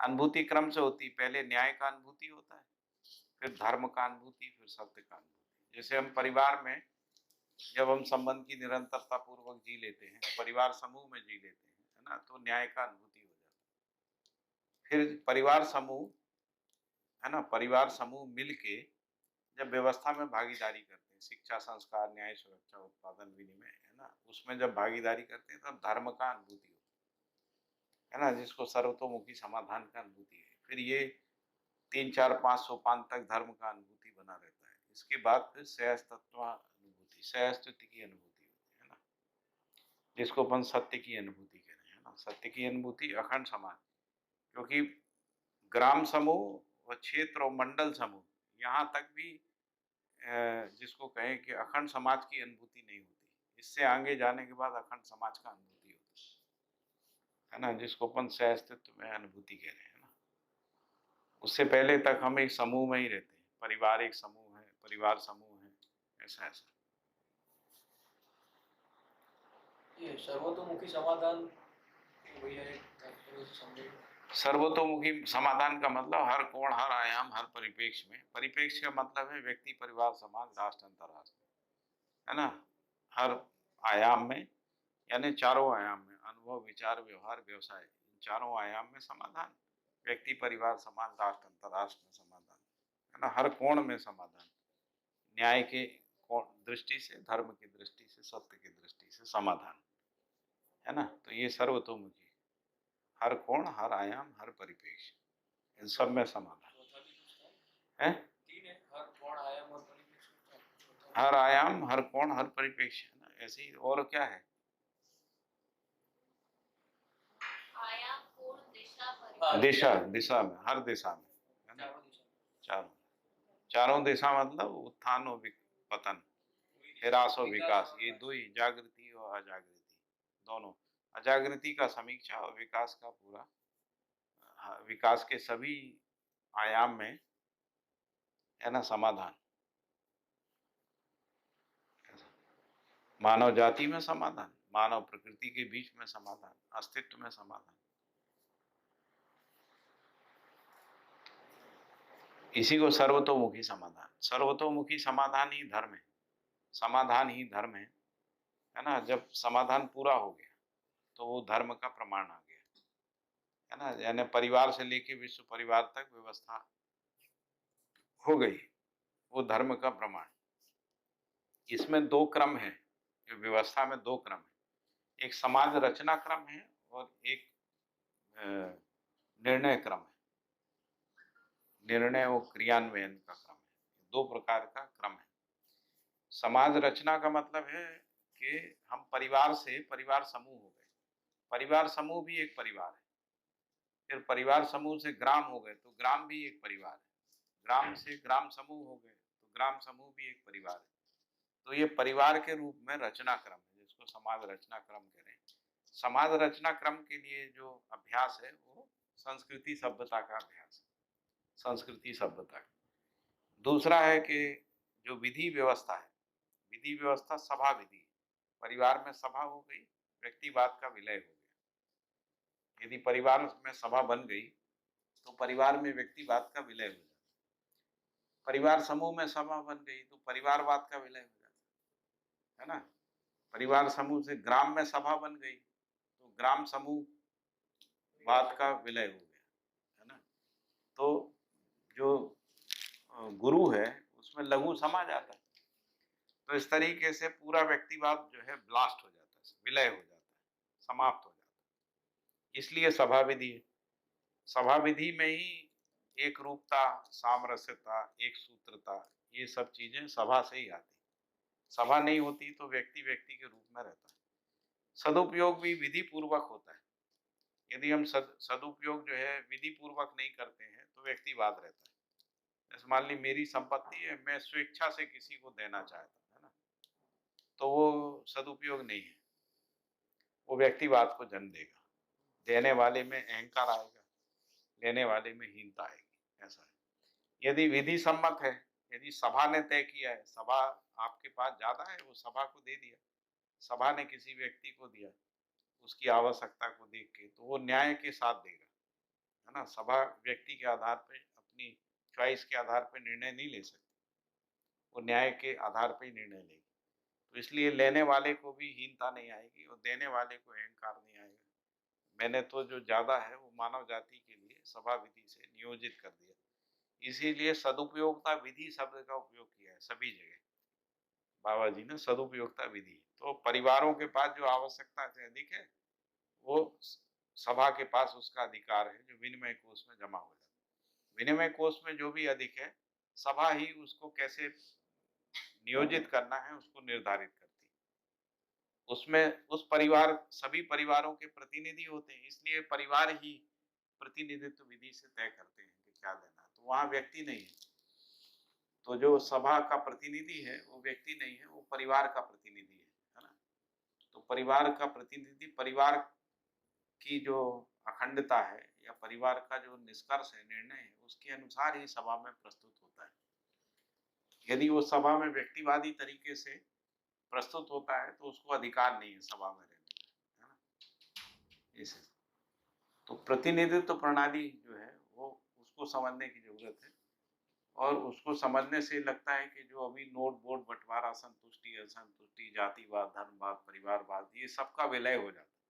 इस सब का समाधान बाबा जी ने यहाँ पे विधि के रूप में, परिवार जो सभा विधि के रूप में विकसित किया है, जिसको हम लोग विधि कह रहे हैं, सभा विधि। और सभा विधि में सार्वभौमिकता के आधार पे निर्णय का क्रियान्वयन कौन करेगा? जो समाज रचना में परिवार बन गया, जैसे ग्राम परिवार बन गया, तो ग्राम परिवार उसका क्रियान्वयन करेगा, है ना। तो यदि समाज नहीं बना है और सभा बन गई है तो भी क्रियान्वयन नहीं होगा। वो कहेंगे सभा ने ले लिया होगा, हमको क्या करना है, हम क्यों मानेंगे इसको, है ना। तो दोनों साइमल्टेनियसली चलते हैं, सभ्यता संस्कृति पूर्वक समाज रचना और सभा विधि के द्वारा विधि व्यवस्था। तो विधि व्यवस्था पूर्वक निर्णय लेना और निर्णय का क्रियान्वयन करना। निर्णय के क्रियान्वयन में जो है सहअस्तित्व विधि, प्रतिनिधित्व विधि काम करती है। तो जैसे परिवार जो है अपने प्रतिनिधि को सभा में भेजता है, वैसे ही परिवार समूह भी एक परिवार है। तो फिर परिवार से अगला जो ग्राम में प्रतिनिधि जाएगा वो परिवार समूह परिवार से जाएगा। तो इस प्रकार से प्रतिनिधित्व प्रणाली 10 सोपानी व्यवस्था तक क्रियाशील रहती है। और इसमें जो क्रियान्वयन के लिए समितियां हैं, समितियों का मनोनयन जो है वो सभा करती है। इसको सभा, वहाँ पे भी व्यक्ति नहीं करता है ना, व्यक्तिवाद नहीं है कहीं पर भी। तो जो क्रियान्वयन है वो भी सहअस्तित्ववादी विधि से होता है, जो निर्णय है वो भी सहअस्तित्ववादी विधि से होता है, सदुपयोगता भी सहअस्तित्ववादी विधि से होती है। इसीलिए सर्वसम्मति आती, सर्व समृद्धि आती। जो समृद्धि है वो सर्व का स्वत्व बन जाता है। जैसे अभी बैंकों का पैसा मेरा स्वत्व नहीं है, वो किसी इंडिविजुअल का स्वत्व है ना, जो भी जिसने बैंक में डाल रखा वो उसका है, मेरा कोई स्वत्व नहीं, मेरा अधिकार भी नहीं, है ना। राज्य भी उपयोग करती है तो लोग नाराज होते हैं कि बैंक का पैसा आप क्यों लगा रहे हैं ना, हम लोगों ने इकट्ठा किया मेहनत से, है ना। राज्य कर सकती है, करती भी है, कई बार बैंक से लोन ले लेती है राज्य, फिर वो पब्लिक के इंटरेस्ट में लगाती है ना। लेकिन यहाँ इस प्रणाली में हमारा स्वत्व है, हमारा अधिकार है, क्योंकि सभा हमारे लिए ही कर रही है। जो भी परिवार में ज़्यादा उत्पादन हुआ है किसी भी परिवार में, वो अखंड समाज व्यवस्था के अर्थ में ही है। तो इसलिए जो उत्पादन क्षमता का मैक्सिमम जो है ना यूटिलाइजेशन हो पाता है। अभी जो मानव का बहुत सारा श्रम, मतलब आप समझ लो 70-80% जो श्रम है ना वो वेस्ट जा रहा है, सदुपयोग नहीं हो पा रहा, तन मन धन तीनों का सदुपयोग नहीं हो पा रहा, और इसीलिए दरिद्रता है। आप सोचिए कि यदि 80% ज़्यादा यदि ये सदुपयोग हो जाए तो सब में कितनी समृद्धि होगी, हम कल्पना नहीं कर सकते, है ना। जैसे एक होता है मेरे घर में गार्डन बन जाए, हम अपने घर में कितना बड़ा गार्डन बना पाएंगे, है ना। कितना भी पैसे वाला होगा तो आधा एकड़ 1 एकड़ से ज़्यादा गार्डन नहीं बना सकते, और नहीं तो हम 20 बाई 30 का, 40 बाई 50 का, इससे ज़्यादा गार्डन यदि गांव में हम बनाएंगे तो हम 5 एकड़ का गार्डन भी बना सकते हैं, यदि गांव तय कर ले तो, है ना। तो वो फैसिलिटी सबके लिए फैसिलिटी, गांव में जितने 100 परिवार रहते हैं, 100 परिवार के लिए गार्डन जाके घूम सकते हैं। ज़्यादा गार्ड होगा तो ज़्यादा हमको फ़ायदा मिलेगा। हम गार्डन बनाते हैं, वायु शुद्ध मिले, है ना, खुली जगह मिले, पशु पक्षी हों, चिड़ियों का चहचहाट हो, इसके लिए बनाते हैं। ज़्यादा बड़ा गार्डन होगा, ज़्यादा होगा तो समृद्धि होगी। इस तरीके से समृद्धि को सुनिश्चित किया जा सकता है। केवल यूटिलाइजेशन हम लोग तय नहीं कर पा रहे हैं ना, उसके कारण व्यक्तिवादी कंजम्पशन हमेशा ज़्यादा होता है। जैसे हम लोग ड्राइंग रूम ही है, जैसे हम सब परिवार अलग अलग हो जाते हैं, मान लो 4 भाई अलग हो गए तो 4 ड्राइंग रूम हो जाते, 4 उनके किचन हो जाते, 4 फर्नीचर में 4 गुना खर्चा हो जाता है। यदि एक ही रहते हैं तो ये कम से कम 60% तो कम हो ही सकता है, 60% कम हो सकता है कि हर आदमी को टीवी चाहिए, वो चाहिए, कार चाहिए, कार भी 4 हो जाती, 4 कार का उपयोग नहीं है, 2 कार, 1 कार से ही काम हो सकता है।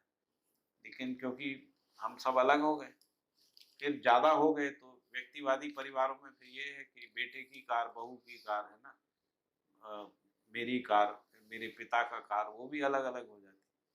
वो कहते हैं भैया ये हमारे पिताजी की कार है, ये तो मेरी वाइफ की, इसको तो हम हाथ भी नहीं लगाते।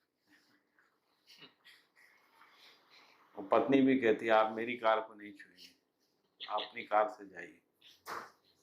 ऐसा हो जाता है ना, तो रिसोर्सेस का लोड आता है, यूटिलाइजेशन नहीं हो रहा है और समस्या है। और ये ईगो भी जन्म देता है, व्यक्तिवाद भी बनाता है, सहयोग भाव नहीं आती, सहकारिता नहीं होती, पूरकता का भाव नहीं आता है ना।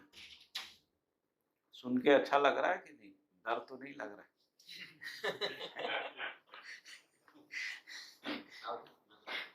भैया इसमें जो बुद्धि है, तो बुद्धि हम लोग कहते हैं कि बुद्धि में बोध होने पे अनुभव हो जाता है। हाँ। तो जो अहंकार हम लोग कल डिस्कस कर रहे थे, तो मतलब बुद्धि में अहंकार होता है जब अनुभव नहीं होता है, मतलब बुद्धि आत्मा को नहीं स्वीकारती है तब अहंकार होता है। तो वो क्या है फिर? एक्चुअली अहंकार का मतलब अहम भाव, मैं हूँ, इसके भाव को अहंकार कहते हैं ना। मैं जो नहीं हूँ वो माने रहता हूँ, मानता चित्त ही है, बुद्धि नहीं मानती, बुद्धि स्वीकारती नहीं है। उस स्थिति में बुद्धि जो है इस बात को स्वीकार लेती है, जो चित्त में मान्यता बनती है उसको बुद्धि स्वीकार लेती है, उसी को अहंकार कहते हैं। तो ये अहंकार मतलब का कि जो सार्वभौमिक नहीं है वैसी चीज बुद्धि स्वीकार लेती है। भाई इस रूप में स्वीकार लेती है, होने की निरंतरता के रूप। मैं हूँ ये तो बना ही रहता है निरंतर, इस रूप में स्वीकार लेती है। अनुभव के बाद भी मैं हूँ बना ही रहता है ना, तो सार्वभौमिकता ही स्वीकारती है। अच्छा, मैं हूँ वैसा बुद्धि ने स्वीकार कर लिया, लेकिन फिर कौन सी बुद्धि- स्थिति में? लेकिन मान्यता है अभी। अब मैं हूँ को जांचने जाते हैं तो पता लगता है मैं शरीर हूँ या मैं मन हूँ, कि मैं वृत्ति हूँ, मैं चित्त हूँ, मैं विचार हूँ, क्या हूँ। ये अभी चित्त का मुद्दा है, इसलिए भ्रमित चित्त ही होता है। बुद्धि चित्त अभी भ्रमित होता है, लेकिन बुद्धि में सिर्फ बुद्धि इतना स्वीकार है भ्रमित कि नहीं मैं होता है, हूँ। बुद्धि में केवल ये स्वीकार रहता मैं हूँ। इसलिए मानव जाति में किसी को भी ये नहीं लगता है वो नहीं है। जो घोर भौतिकवादी लोग हैं वो भी कहते हैं मैं हूँ, ऐसा। अब वो मैं हूँ वो समझ में मतलब नहीं आता। बोध नहीं हुआ है, बुद्धि में सिर्फ ये स्वीकार हुआ है कि मैं हूँ, हाँ, बोध नहीं हुआ है। बोध नहीं। क्योंकि दूसरे नियमों का स्वीकार नहीं हुआ है, तो मीन्स मैं हूँ, लेकिन फिर दूसरी नियम वो पकड़ में नहीं आए कि भाई मैं ही सब चलाता हूँ, मैं ही मैं क्या हूँ ये भी स्पष्ट हाँ। नहीं हुआ है। मैं शरीर हूँ, मानो वृत्ति मीन्स हूँ। मैं हूँ वही, वो स्वीकृत हुआ है, लेकिन उसके साथ साथ मीन्स दूसरे भी जिन जो नियम है पूरा पूर्णता के वो भी हिसाब, स्पष्ट नहीं हुआ। वो स्पष्ट नहीं मैं हूँ ये स्वीकार बना, छोटे बच्चे में ही मैं हूँ आ जाता हुआ। है ना। मृत्यु तक मैं हूँ बना रहता है ना, ऐसा। तुम हो बेटा? मैं हूँ ना। भैया आपने जो ये 10 सोपानी व्यवस्था की बात की, हाँ। तो इसमें लोकशाही और ये 10 सोपानी मतलब परिवार मूलक व्यवस्था, तो उसमें मैं जो बेसिक फर्क समझा हूँ वो ऐसा है कि लोकशाही में अल्टीमेट यूनिट है, एक अल्टीमेट इकाई है, वो आदमी है, मतलब व्यक्ति है, और उसमें अल्टीमेट एकम है वो परिवार है। परिवार, ये तो सभा है, परिवार सभा मतलब परिवार है तो वो परिवार सभा है। और परिवार सभा का पूरा मतलब समझो कि जो भी उसका ओपिनियन आता है वो निर्णय वो और परिवार सभा का जो भी मुखिया होता है वो आगे मतलब उस प्रतिनिधित्व करता है हाँ, वो वो प्रतिनिधित्व करता है। ओके मतलब जो परिवार में श्रेष्ठ व्यक्ति होता है, हाँ वो बच्चा भी हो सकता है, पिता भी हो सकता है, दादा भी हो सकता है, कोई भी हो सकता ओके है। यदि वो अपनी श्रेष्ठता को सभा में साबित करता है, हम्म, परिवार खुद ही कहता है कि तुम जाओ वहाँ पर बराबर सभा में, है ना? हम्म, क्योंकि हर परिवार ये चाहता है कि हमारा सही प्रतिनिधित्व हो, हम्म, हमारी गलत कमजोर प्रतिनिधित्व नहीं हो, है ना? इस हम्म, तरीके से। दूसरी है कि निर्णय जो है वो बहुमत से नहीं होता, सर्वसम्मति से होता है। ओके सर्वसम्मति से निर्णय अस्तित्व में सह अस्तित्व विधि से होता है। ओके मतलब वहाँ पे जो विचार विमर्श होता है वो मेरी चॉइस के आधार पे नहीं होता है। नियम नियम में क्या है, न्याय क्या कहता है, धर्म क्या कहता है, सत्य क्या है, उसके आधार पे निर्णय होता है। मेजोरिटी नहीं है मतलब Majority सर्वसम्मति है सर्वसम्मति, क्योंकि न्याय सार्वभौमिक है इसलिए सर्वसम्मति हो जाती है। अब मान लीजिए कोई ने कहा कि ऐसा करना चाहिए हम्म, और फिर सभा पूछेगी कि न्याय सम्मत कैसे है, आपने कहा इस तरीके से न्याय सम्मत है, तो सर्वसम्मति बन गई, है ना? ओके मतलब कोई भी क्योंकि प्रस्ताव आप आएगा समझा पाए। लेकिन कोई नया समझ अगर उसमें आ गया है आएगा ही हाँ, कैसे ना समझ नया कहाँ से आएगा? आएगा कैसे ना समझ नया नहीं ट्रांजिशन नहीं नहीं ना समझ व्यक्ति आएगा ही कैसे क्या कि नहीं, परिवार कुछ और भेजेगा ही नहीं शायद कुछ और पूछे। हाँ, परिवार में कहाँ से आएगा? अब जो बच्चे ही आएगा ना आपका। अच्छा नहीं परिवार की बात नहीं कर रहा हूँ मतलब मैं ये जो परिवार समाज समूह। व्यवस्था में हर समूह में की बात कर रहे हैं तो उसमें समझो कि जो समूह में जो भी प्रतिनिधित्व मतलब है अब जैसे 10 परिवारों के 10 परिवार के लोग आ गए, एक एक व्यक्ति परिवारों से आ गए, है ना? अब वहाँ कोई प्रपोजल आएगा तो उसी पे विचार होगा, ये प्रस्ताव न्याय सम्मत है कि नहीं, धर्म सम्मत है कि नहीं, है ना, सत्य सम्मत है, नहीं नहीं वो सह बात ऐसी कर रहा है हाँ, कि उधर कोई ना समझ व्यक्ति आ गया तो वो ऐसे प्रमाणित नहीं कर पाएगा ना। जब भी प्रस्ताव आएगा, नहीं नहीं नहीं नहीं वो ना लेकिन ना समझ व्यक्ति ऊपर आएगा ही कैसे वो सवाल है मतलब वो भाई नहीं जब आएगा ये आ गया, मान लीजिए किसी में तो ऐसा तो होगा ही नहीं कि सब समझदार हो गए और जो भी मीन्स जो मॉडल्स का जो हाँ हाँ वो प्रैक्टिकल वे में ट्रांजिट टाइम है हाँ वो तो ऐसा होगा ही ना नहीं लेकिन नहीं, बाय द वे हाँ अपन दोनों पॉसिबिलिटी पे बात करें, दोनों संभावनाओं पे बात करें। हाँ मान लीजिए कि कोई एक परिवार से ना समझ व्यक्ति चला गया, ऊपर चला गया। अब सभा में विचार होगा, उसका भूमिका ही स्पष्ट नहीं होगा, है ना? तो सभा में जो व्यक्ति न्याय को प्रमाणित करेगा, है ना, उसी पे सर्वसम्मति होगी। तो जो व्यक्ति प्रमाणित करेगा, बार बार प्रमाणित करेगा, उसी को ग्राम सभा में भेजा जाएगा कि भाई ये व्यक्ति सही तरीके से दर्शन को रखता है, समझा पाता है, विश्लेषित कर पाता है ना? इसलिए इसको हम ऊपर की सभा में भेजेंगे। ऐसे इस तरीके से श्रेष्ठता का पहचान है ना, श्रेष्ठता का पहचान सभा विधि से श्रेष्ठता का पहचान है, क्रम से। तो सर्वश्रेष्ठ व्यक्ति ही सबसे ऊपर होगा, है ना, जो जिसको अपन दिव्य मानव भी बोल सकते हैं, यानी जिसके पास सभी प्रकार के समाधान हैं, जो सार्वभौमिकता से अनुभव से संपन्न व्यक्ति है वही जाएगा। अनुभव का कमी है तो किसी एक सोपान पे रुक जाएगा, है ना? तो सभी को तो जाना नहीं है, जाएगा तो एक ही व्यक्ति, है ना? तो श्रेष्ठता का पहचान है, इसको अपन कह रहे हैं तो श्रेष्ठता। बाबा जी जो बार बार अपना उसमें राष्ट्रीय चरित्र तक की बात कर रहे हैं हाँ, वो ये बात कर रहे हैं कि मतलब समझो कि वो राष्ट्रीय चरित्र मतलब ऊपर जाने वाला व्यक्ति में क्या क्या चरित्र होना चाहिए वो बात अर्थ में कर राष्ट्रीय चरित्र का मतलब है पूरी मानव जाति। ओके पृथ्वी ही राष्ट्र है। हम्म, तो पृथ्वी में जो मानव जाति है उसका यदि मानवीयतापूर्ण आचरण है वही राष्ट्रीय चरित्र ओके है। और राष्ट्रीय चरित्र के परिप्रेक्ष्य में ही सभी सभाओं में विचार है, व्यक्तिवादी विचार नहीं है। इसलिए व्यक्तिवाद का विलय है इसमें, क्योंकि अस्तित्व से अस्तित्व है, इसलिए सह अस्तित्व के आधार पे निर्णय प्रक्रिया है, सह अस्तित्व के आधार पे समाज निर्माण क्रम है। अभी समाज टूट रहा है ना, तो समाज टूटने की बजाय समाज का गठन हो जाए। समाज का गठन होना ही चेतना का विकास है, जिसको अपन चेतना विकास कहते हैं। सभा विधि का क्रमशः सभा विधि का स्थापना प्रतिष्ठा ही जो है चेतना का विकास है ना, इस तरीके। भैया लेकिन ये तो सुनने में अच्छा लगता है लेकिन मतलब क्या है कि ऐसे वो ये, ये तो अभी मतलब पूरी दुनिया ना समझ है और आगे अपन बात कर रहे हैं समझदारी से ये पूरा what will be the transit, how transit मतलब ट्रांजिट कैसा रहेगा इसका, ये पहले इसी विधि से होगा, जैसे आपके परिवार में अध्ययन हो रहा है, आपके परिवार में स्वीकृति बनेगी, आपकी निर्णय विधि बदलेगी, आप सबके साथ विमर्श करके, जैसे आमतौर पे परिवार में महिलाओं की भागीदारी नहीं रहती, पुरुषों का भागीदारी रहता है। पुरुषों में भी ज्यादा भागीदारी उनकी रहती है जो कमा के लाता है, बिजनेस से कमाए चाहे नौकरी से कमाए, है ना, तो निर्णय व्यक्तिवादी हो जाता है। महिलाओं में जो है ऐसा लगता है उनकी उपेक्षा हो रही है, बच्चों को लगता है मेरी कोई भूमिका नहीं, मैं तो अभी पिता के आश्रय में हूँ, तो उसका बौद्धिक विकास भी नहीं होता, है ना, क्योंकि वो तो आपके निर्णय से चल रहा है, तो उसमें निर्णय लेने का क्षमता ही नहीं आता है।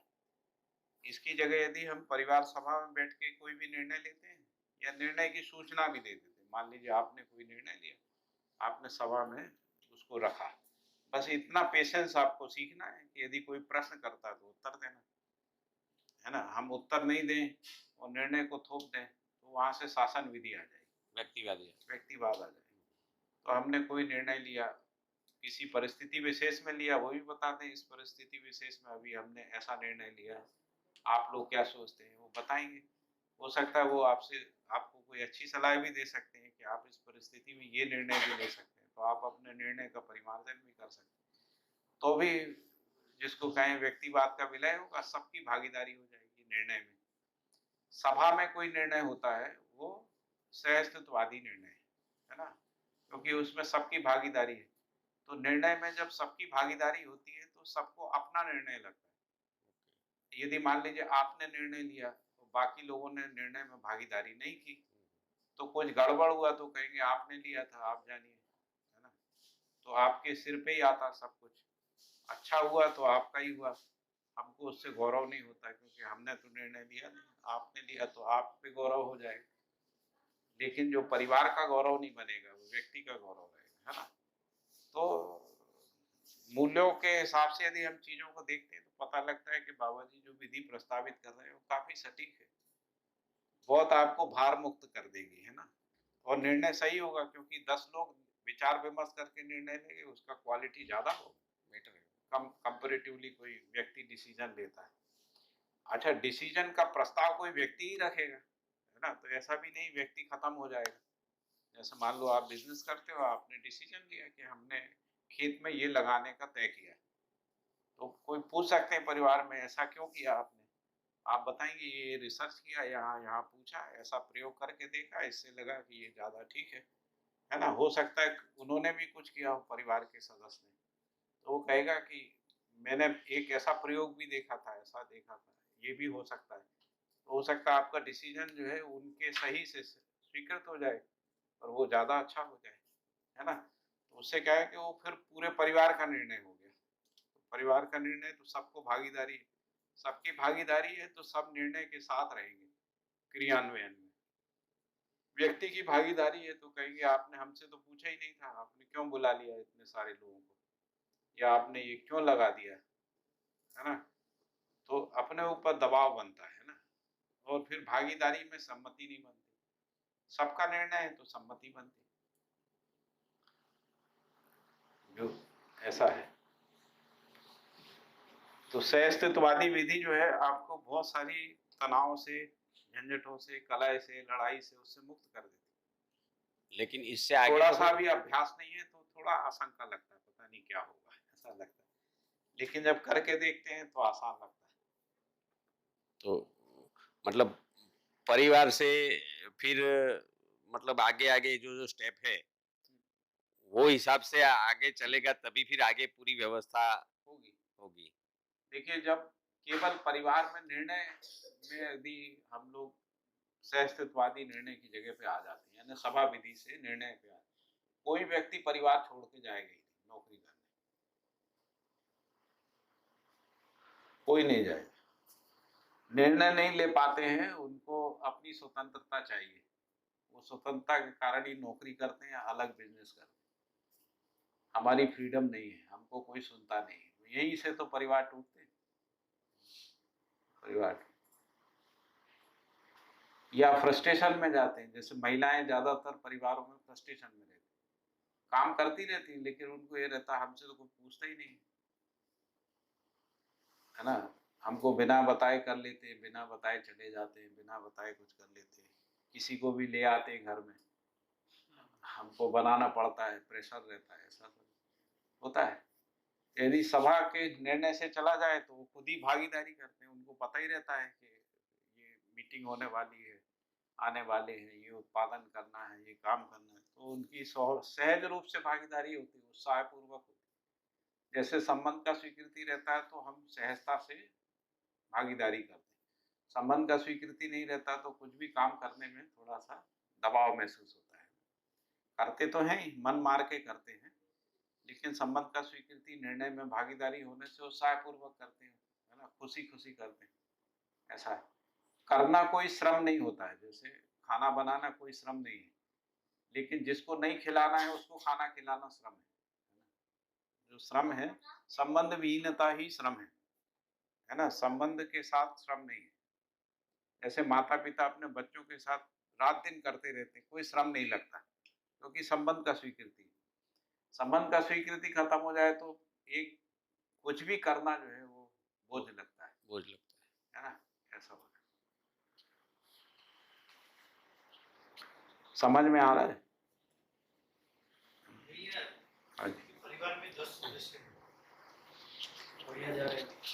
बढ़िया क्या कह रहे हैं, हाँ बढ़िया जा रहा है। बहुत बढ़िया जा रहा है हाँ, क्योंकि परिवार में 10 सदस्य हैं, जी, उसमें से 7-8 सदस्य समझदारी के प्रकाश में थोड़े आगे हैं, हाँ। या 1-2 परिवार के जो सदस्य हो उसमें जुड़े भी नहीं हैं या थोड़ा पीछे हैं, तो उसी परिवार में सर्वसम्मति से कैसे निर्णय हो सकता है? देखिए अभी समझो कि लोग, 2 परिवार सम्मति 2 सदस्य सम्मत नहीं होते, कुछ एक प्रस्ताव आता है तो 2 सभ्य वो सम्मत नहीं होते, तो उसी टाइम में सर्वसम्मति से कैसे जो कोई डिसीजन आएगा? वहाँ तो बहुमति फिर हो जाएगी।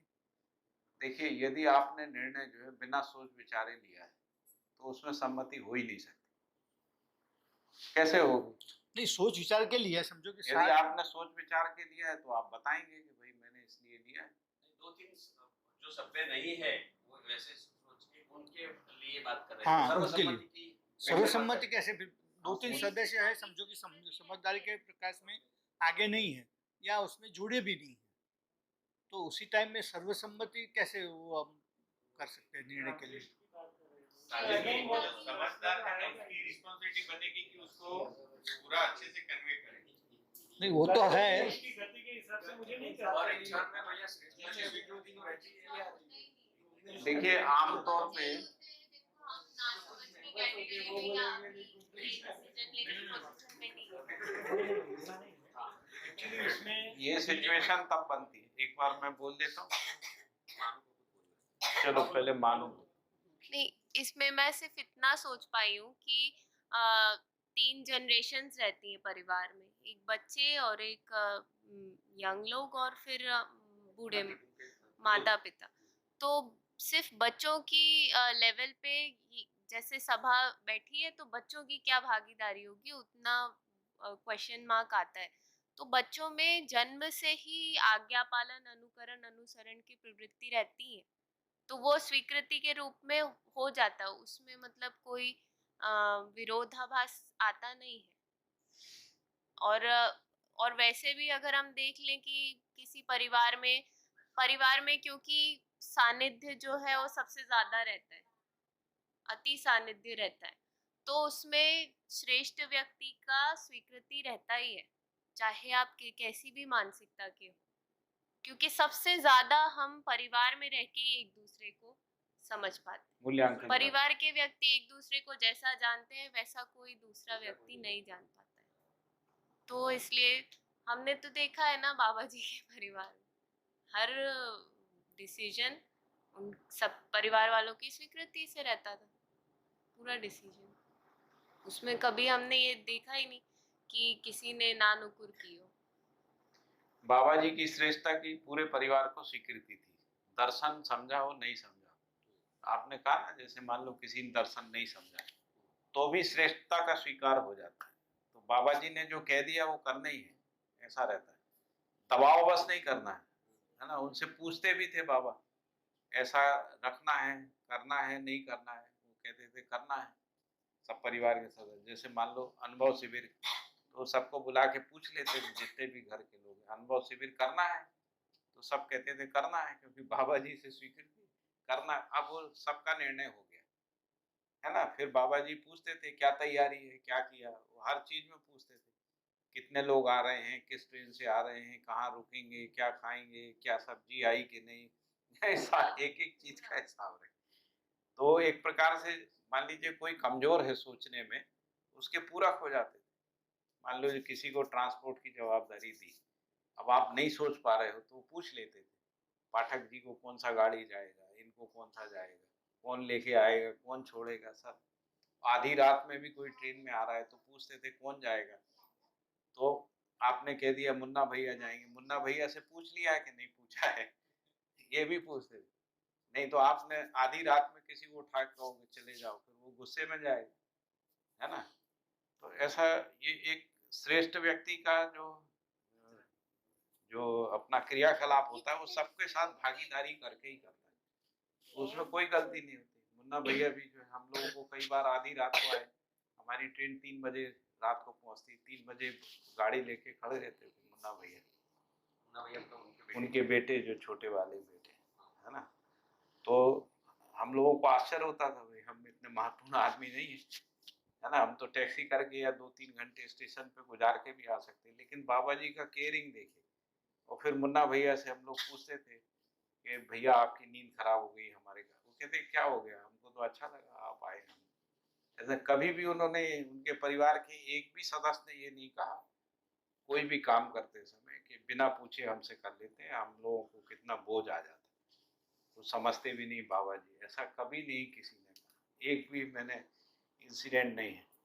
और अम्बा दीदी जो है ना, सुबह 4 बजे से लेके रात को जब सब सो जाते तब तक काम करती है, बिना किसी से वो सभा वह किए, मतलब वो सुबह उठ के सारे टॉयलेट साफ कर देते, आपको पता ही नहीं चलेगा किसने साफ कर दी। वो हम लोगों को भी बहुत साल बाद पता लगा कि ये जो सुबह सब टॉयलेट साफ मिलते हैं, ये कैसे मिलते हैं। तो पता लगा कि अम्बा दीदी उठती हैं और सब पहले सारे टॉयलेट साफ कर देती है ना, और फिर सुबह से चाय नाश्ता खाना सब वो। अच्छा कोई नहीं करेगा, मान लीजिए कोई भाभी का मन नहीं है करने का, तो भी वो तो उन्होंने स्वीकार कर लिया मुझे करना ही है, कोई करे या ना करे, ना वो शिकायत करती कि भाभी ने काम नहीं किया, अपना करने लगती। फिर उनको देख के बाकी जो लोग आते हैं वो अपने अम्बा दीदी के साथ दौड़ दौड़ के करते हैं, है ना। ऐसे वो सब उत्सव पूर्वक चलता रहता है। तो वो ये नहीं है कि भाभी ने क्यों नहीं किया, अम्बा दीदी से पूछो तो वो यही कहती हैं, उनको कोई जरूरी काम होगा तो वहां चली गई कमरे में, ऐसा था।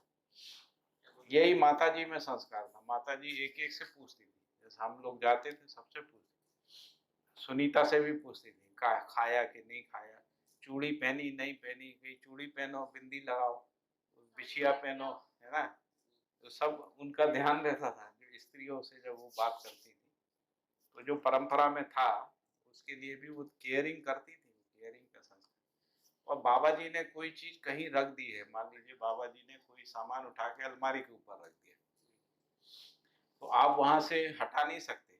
हम जब तक माता जी थी, तो अगर उनसे कहो कि माता जी बाबा जी भूल गए होंगे, तो वो कहती थी बाबा जी भूल ही नहीं सकते, तो कह ले उसकी जगह तो यहाँ पर है, आप बोलेंगे यहाँ पर है, तो बाबा ने बिना सोचे थोड़ी रखा होगा।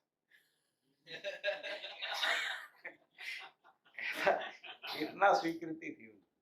हाँ, और ऐसे ही बाबा जी का है, बाबा जी का हर सामान सब जगह व्यवस्थित रखा रहता है ना, किताबें, डायरी, उनकी दवाई, ये वो, मतलब वो आंख बंद करके भी शीशी उठा सकते हैं। अब जैसे मान लो उनने कहा कि हमको ऐसा उंगली करके वो आंख में डाल दो, मतलब दवाई आंख में डालना है, इसके बाद आपने उस जगह से इधर रख दी, 1 फुट दूरी रख दी, बाबा जी तुरंत उंगली से इशारा करेंगे। तो वो व्यवस्था में जीने का एक अभ्यास होता है, वो अभ्यास था, उसके कारण से कोई चीज घूमती नहीं थी उनकी, कोई चीज ऐसी नहीं है कि मिल नहीं रही, मिलने वाला जितना उनका जरूरत की चीज है सब विधि व्यवस्था से रखी रहती।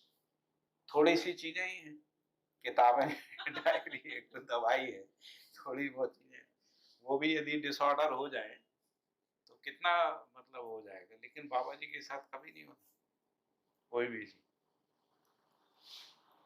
वो भी डायरिया भी डिफाइन रहती थी। जैसे मान लो हमारा अभी ये पीठ बना ना अम्बेडकर यूनिवर्सिटी में, हम जाएंगे तो बाबा जी की एक डायरी होती है, उसमें कहेंगे लिखो इसमें ये BR अम्बेडकर यूनिवर्सिटी ने ये प्रस्ताव किया, इसको बनाया, लिखो अपने दस्तखत करो, और वो डायरी वही रहेगी। तो जब भी कोई ऐसा परंपरा में कोई ऐसा काम होता है उसको रिकॉर्ड करते थे, मतलब वो दस्तावेजीकरण में भी परफेक्ट थे बाबा जी, डॉक्यूमेंटेशन। नहीं तो आप भूल ही जाओगे क्या हुआ है ना। फिर जब वो किसी को रेफरेंस करते थे है ना, तो कोई कहेगा कि हमको नहीं पता, कहेंगे डायरी उठाओ पढ़ाओ इनको, ये पाठक जी लिखे, हम नहीं लिखा हूं ऐसा। तो वहां से हम लोगों को समझ में आया भाई कैसे निर्णय होता है, कैसे सार्वभौमिकता की स्वीकृति। जैसे बाबा जी से हर बात पे क्यों स्वीकृति, इसलिए नहीं कि उनने कह दिया है। कितना प्रश्न करते हैं आप देखिए, राकेश भाई हमारे कितना प्रश्न करते हैं, एक ही प्रश्न को 25-25 बार करते हैं, है ना। जब तक समाधान तक नहीं पहुंच जाएंगे तब तक हमको स्वीकार नहीं है।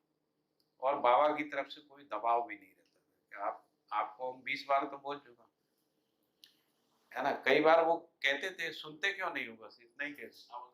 हाँ, तो वो देख लेते थे ये सुन नहीं रहा है, तभी बोलते थे कि तुम सुनते नहीं हो, आगे बोल पीछे सपाट ऐसा। हाँ ऐसा भी बोल, क्योंकि सुन नहीं रहे हो तो आगे बोल, आगे पाठ पीछे सपाट। कई बातों को प्रश्न सही करते थे, मतलब हम अपने इतने धुन में रहते हैं, हम अपने हिसाब से प्रश्न, वो बोलते हैं इस प्रश्न को ऐसे पूछो। और कई बार ये भी होता था, आप लोग रिकॉर्डिंग में देखेंगे ही, कई बार वो ये भी कहते थे तुम क्या चाहते हो कि तुम जो समझे हो वो बोल दूं मैं, या जो अस्तित्व में देखा है वो बोलूं। तो कई बार क्या होता था कि कोई लोग ऐसे थे, खासकर श्री राम के साथ बहुत हुआ ऐसा। तो श्री राम एक उत्तर को पहले से बना लेता था, वो सोचता था बाबा यही उत्तर देंगे, तो वो बार बार अलग अलग तरीके से प्रश्न करके कोशिश करता था बाबा जी इस उत्तर पे पहुंच जाएं। तो फिर बाबा जी तो समझ जाते थे, वो कहते थे तुम जो अपना पहले से सोच के रखे हो वो बोलूं क्या। ऐसे भी बोलते थे कि मतलब कि कोई बाबा जी की बात को तोड़ मरोड़ के कहीं और ले जाने की कोशिश करते थे। हाँ। बोलते थे कि ये गंदी नाली में मत ले जाओ। हाँ। गंगा जल को जो है नाली में मत डालो। तो मिलावट जो है वो चलती नहीं, क्योंकि वो तर्क फंसता है कहीं जाके। बहुत सारे लोगों ने कोशिश की कि हमको जोड़ जाड़ दें, गांधी से जोड़ दें, कबीर से जोड़ दें, या बुद्ध दर्शन से जोड़ दें, ऐसा कोशिश किया शुरू में लोगों ने, लेकिन वो जुड़ता ही नहीं है। बाबा जी बार बार बोलते रहे ये परंपरा से जुड़े गए, जुड़ता नहीं। अच्छा, जिन्होंने जोड़ के किया भी वो कहीं फंस गए, जाके एक जगह जाके फंस गए, उत्तर का उत्तर ही नहीं आ रहा, क्योंकि आता ही नहीं है उत्तर। सारे सहस्त्रवादी विधि से आते नहीं, बुद्धिज्म से वेदांत से उत्तर नहीं आता है। वे सब सारे दर्शन एक रहस्य में जाके खड़े हो जाते हैं, एक जगह पे जाके खड़ा। इसीलिए बाबा जी कह रहे हैं कि एक काली दीवार के सामने हम पहुंच गए, उससे आगे दिख नहीं रहा है ना। मध्य दर्शन उससे आगे देख रहा है, उससे आगे तक का दिख पा रहा है। कम से कम बाबा जी को पूरा दिख रहा है, हम लोगों को संभावना दिख रहा है, संभावना तो दिख रहा है। काली दीवार के बाद संभावना भी नहीं है, वहाँ कोई संभावना नहीं, खत्म है वहाँ। तो इसलिए जो है, जो उससे ये पता लगता था कि व्यक्ति प्रामाणिक है ना, ये व्यक्ति जागृत है, ऐसा लगता था। तो ज्यादातर लोगों ने अंधानुकरण नहीं किया बाबा जी, कुछ लोगों ने किया, ऐसा भी नहीं। कई लोगों ने मान लिया ऋषि हैं, महात्मा हैं, तो हमको जो उन्होंने कहा वही करना है। बहुत सारे लोग बाबा जी का फोटो रख के पूजा करते हैं, सुबह उठ के पहला काम गुरु का पूजा करते हैं, कई सालों से करते आ रहे हैं। उनका स्वीकृति होगा, हमारे गुरु हैं। दर्शन नहीं समझा तो पूजा कर, आचरण में नहीं आया, लेकिन ये स्वीकृति है, गुरु ही सब कुछ होता है।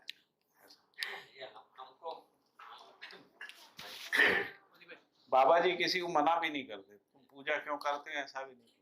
और उधर मानव तीर्थ में राम मिलन भैया है ना, हाँ तो वो हमको बताते थे कि उधर वो बोला कि मैं बाबा जी की सेवा बहुत करता था, हाँ तो उनका पैर दबाना, ये सब करना, ये सब करता था, लेकिन बाबा जी मेरे को बोलते थे इससे कुछ नहीं होगा, हाँ इससे समझना तो पड़ेगा ही। ऐसे हाँ एक और भैया थे, नाम नहीं याद आ रहा उनका, तो वो बहुत सेवा करते थे बहुत और हमेशा खुश रहते थे बाबा जी की सेवा करते हुए। तो एक दिन उनको बुलाया और बाबा जी ने उनको बहुत डांटा, बहुत इतना डांटा कि वो रोने लग गए। तो फिर रोए तो फिर हो गया। बाद में वो आए, पूछे बाबा आपने मुझे इतना क्यों डांटा? तो बोलता है तुम दुखी ही नहीं होते। तुम दुखी नहीं होगे तो तुम यही सुधरोगे? करते रहोगे। तुम्हें फिर ये मतलब एक मेथड था बताने का कि इससे नहीं होगा, अध्ययन करो।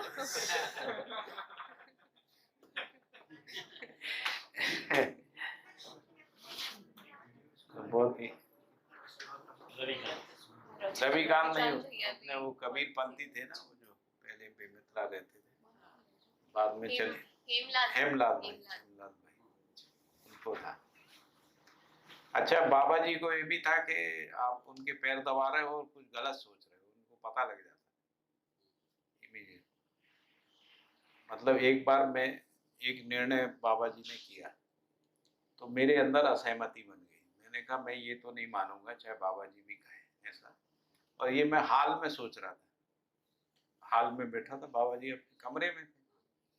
थोड़ी देर बाद बाबा जी के पास गया तो कह रहे बेटा इसके अलावा कोई रास्ता नहीं है।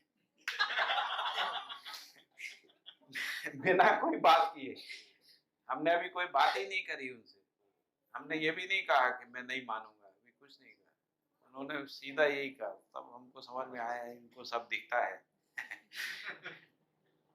है ना?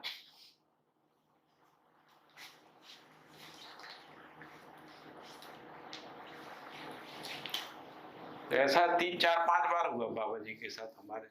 हमने कोई चीज तय कर ली और बाबा जी ने उसका बिना उसके उत्तर दे दिया। इसमें मैं उनका वीडियो जब भी सुनते हैं तभी कभी कभी लगता है कि वो जो राकेश भैया और श्रीराम भैया उनको जो प्रश्न करते हैं ना, तो प्रश्न पूरा करते उसके पहले बाबा जी जवाब देने का चालू हाँ, करते शुरू हैं, कर देते। बराबर है। ऐसे मतलब कभी कभी होता है, तो शायद वो प्रश्न थोड़ा उनका दिमाग में आ जाता है वो क्या पूछना हाँ, चाहते हैं। अनुमान क्षमता जबरदस्त थी ना। प्रश्नकर्ता का पहला ही सेंटेंस वो अनुमान लगा। उनका अनुभव दिखता था जब वो आंसर करते थे, मतलब सोचते हुए नहीं दिखते थे वो। प्रश्न पूछा और उत्तर रखा है, मतलब पहले से अनुभव में ही है उत्तर। वो अनुभव में है ही, मतलब आंसर चालू हो जाता मतलब सब देखा ही हुआ है ऐसा समझ में आता है। तो बस आप पूछ रहे हो उसका बताएंगे, कंप्यूटर में प्रोसेसिंग होने का जरूरत नहीं है। नहीं कई पूछा बार और क्या है कि 4 हाँ। 5 लोग बैठे हुए हैं ना, प्रश्न पूछा उसको बाबा सुने नहीं और उत्तर देना शुरू कर दिया, सुन नहीं पाए, तो ऐसा लगेगा कुछ और ही बोल रहे हैं बाबा जी जो प्रश्न पूछा है। बाद में पता लगता है कि बाजू में बैठा हुआ आदमी सोच रहा था उसका उत्तर देने में। वीडियो में कई ऐसे क्वेश्चन हाँ। हैं, जैसे क्वेश्चन कुछ पूछ रहे हैं ना, तो बाबा जी ने कुछ शुरुआत की तो हमको लग रहा है कि क्वेश्चन कुछ और पूछा है, बाबा जी कुछ और शुरुआत कर रहे हैं, घूम के वो क्वेश्चन का आंसर तो आ ही जाता है, मगर बाकी काफी कुछ अंदर वो हो जाता था कि भाई वो ऐसे मतलब उसको कुछ पता चला क्या है, मगर वो दे देते हैं। हाँ, बहुत अद्भुत है। ठीक है, अभी इस पे और कोई प्रश्न बचा हो तो दोनों विधि से जीवन क्रिया को हम लोगों ने देख लिया। इसमें एक बात बताना रह गई कि यहाँ पे तुलन जो है वो न्याय धर्म सत्य के आधार पर होता है। इससे क्या होता है कि जो प्रिय लाभ के आधार पे जो संकीर्णता है उसका विलय हो जाता है ना, सार्वभौमिकता जो है वो तर्क में आ जाती है। तो तर्क सम्मत विधि से वृत्ति जो है वो सार्वभौमिक निष्कर्षों को पहचानने लगती है ना। तो जैसे ही वृत्ति जो है वो सार्वभौमिकता को पहचानने लगती है, तो समुदाय चेतना से मुक्ति मिल जाती है, संकीर्णता से मुक्ति मिल जाती है ना। सीमित विचार नहीं होता, विचार जो है वो तर्क सम्मत विधि से सार्वभौमिकता तक पहुंचता है। तो चित्रण क्रिया जो है वो सार्वभौमिकता के अर्थ में होती है। तो सार्वभौमिकता के अर्थ में चित्रण होती है तो सर्व सुख जो है उसकी इच्छा हो जाती है। तो शुभेच्छाएं जन्म लेती हैं। बाबा जी ने व्यवहारवादी समाज शास्त्र में 8 शुभेच्छाएं बोली, वो सारी शुभेच्छाएं जो है यहाँ पर आ जाती हैं। सर्वतोमुखी समाधान की शुभेच्छा हो जाती है, परिवार मूलक स्वराज, स्वतंत्रता स्वराज्य का इच्छा हो जाता है ना, समानता का इच्छा हो जाता है, सर्व मानव में समानता का इच्छा। तो ये जो 8 इच्छाएं हैं जो सार्वभौमिकता के अर्थ में है वो चित्रित हो जाती है ना। उसका आकार प्रकार प्रयोजन है ना, उसका जो इस सब का चित्रण हो जाता है। मतलब जैसे परिवार मूलक स्वराज व्यवस्था है तो 10 ही सोपान क्यों है, वो सब चित्रण होता है। आकार का प्रकार क्या, किस प्रकार से होगा, प्रकार का प्रयोजन क्या है उसका, आदि आदि। वो 8 बिंदु हैं जिनका चित्रण जो है वो चित्त में हो जाता है। ऐसा आपको संचेतनावादी मनोविज्ञान में मिलेगा, है ना। श्रम गति परिणाम और रूप गुण स्वभाव धर्म और आकार प्रकार प्रयोजन, ऐसा कुछ मिला के शायद 8 बिंदु हैं। अभी पूरा स्मृति में नहीं है ना, इसलिए उसको एक बार देख लीजिएगा। तो वो इच्छाएं जो है यहाँ पर चित्रित हो जाती हैं। इन्हीं इच्छाओं के क्रियान्वयन के लिए फिर विचार जो है लगता है और फिर उससे रुचि मूलक से हम मूल्य मूलक और लक्ष्य मूलक आस्वादन में आ जाते हैं। हमारा ध्यान जो है रुचियों से हट के मूल्यों पे चला जाता है। मूल्यों में जाता है तो सुख ज़्यादा होता है। जैसे अभी हम सब लोग इकट्ठे हैं, आप सब लोग आपस में एक दूसरे पे मूल्यों के आधार पे आपका आपस में व्यवहार हो रहा है ना। रुचि मूलक गौण है पृष्ठभूमि में, ऐसा नहीं है कि रुचि एकदम उपेक्षित कर दी, रुचि मूलक भी चल रहा है, खाना पीना स्वाद का ही खाना बना रहे हैं, ऐसा भी नहीं है कि, है ना। लेकिन बहुत फोकस नहीं है उसमें, रुचि मूलक में, है ना। ज़्यादा मूल्यों पे फोकस है, इसलिए सब लोग आपस में बात कर रहे हैं, खेल रहे हैं, मिल रहे हैं, अपना डिस्कशन कर रहे हैं ना, तो सहजता है। तो रुचि मूलक आस्वादन जो है मूल्य मूलक आस्वादन में गौण हो जाते हैं या नियंत्रित हो जाते हैं, संयमित हो जाते हैं। तो मन में संयम ही आता है, जिसको अपन कहते हैं मन संयमित हो जाता है, ऐसा है। वृत्ति जो है समाधान संपन्न हो जाती है ना। और चित्त जो है वो व्यवस्था के अर्थ में जो है चित्त उससे तदाकार हो जाता है, व्यवस्था के अर्थ में तदाकार तद्रूप हो जाता है, ऐसा होता है। फिर व्यवस्था का ही चिंतन आता है, व्यवस्था का चिंतन नहीं आता। शोषण अपराध का विचार ही नहीं आता है, इच्छा ही नहीं होती है ना। व्यवस्था के अर्थ में जो है विचार इच्छाएं चलने लगती, इस तरीके से होता है। फिर जब हमारा अध्ययन पूरा हो जाता है तो साक्षात्कार होता है। साक्षात्कार होने से अवधारणा पूरी हो जाती है। अवधारणा पूरी होने के बाद संकल्प बनता है। क्या संकल्प बनता है? जीने में प्रमाणित करने का संकल्प बनता है ना। तो जब जीने में प्रमाणित होता है तो अवधारणा बोध होता है, अवधारणा बोध होता है तो प्रमाण होता है ना, प्रमाण होता है तो अनुभव होता है। तो ये क्रम है उसमें। तो जैसे जीने का संकल्प हुआ, हमारी अवधारणा पूरी हो गई, यानी न्याय धर्म सत्य हमको स्पष्ट हो गया, अब कोई डाउट नहीं है, उसको हम जीने में प्रमाणित करते हैं। तो पहले न्याय का प्रमाण आता है। तो न्याय की जो अवधारणा है वो बुद्धि में जाके उसका अवधारणा बोध होता है ना, यानी न्याय का प्रमाण आता है। फिर धर्म का प्रमाण आता है, फिर सत्य का प्रमाण आता है। तो इस तरीके से प्रमाण, संपूर्ण प्रमाण जो है वो आ जाता है। उसके बाद अनुभव है। जब न्याय धर्म सत्य तीनों का प्रमाण आ गया तो अनुभव के रूप में उसकी निरंतरता बनी रहती है। तो इतना जो है जीवन क्रियाकलाप जो है अपने में स्पष्ट होता है।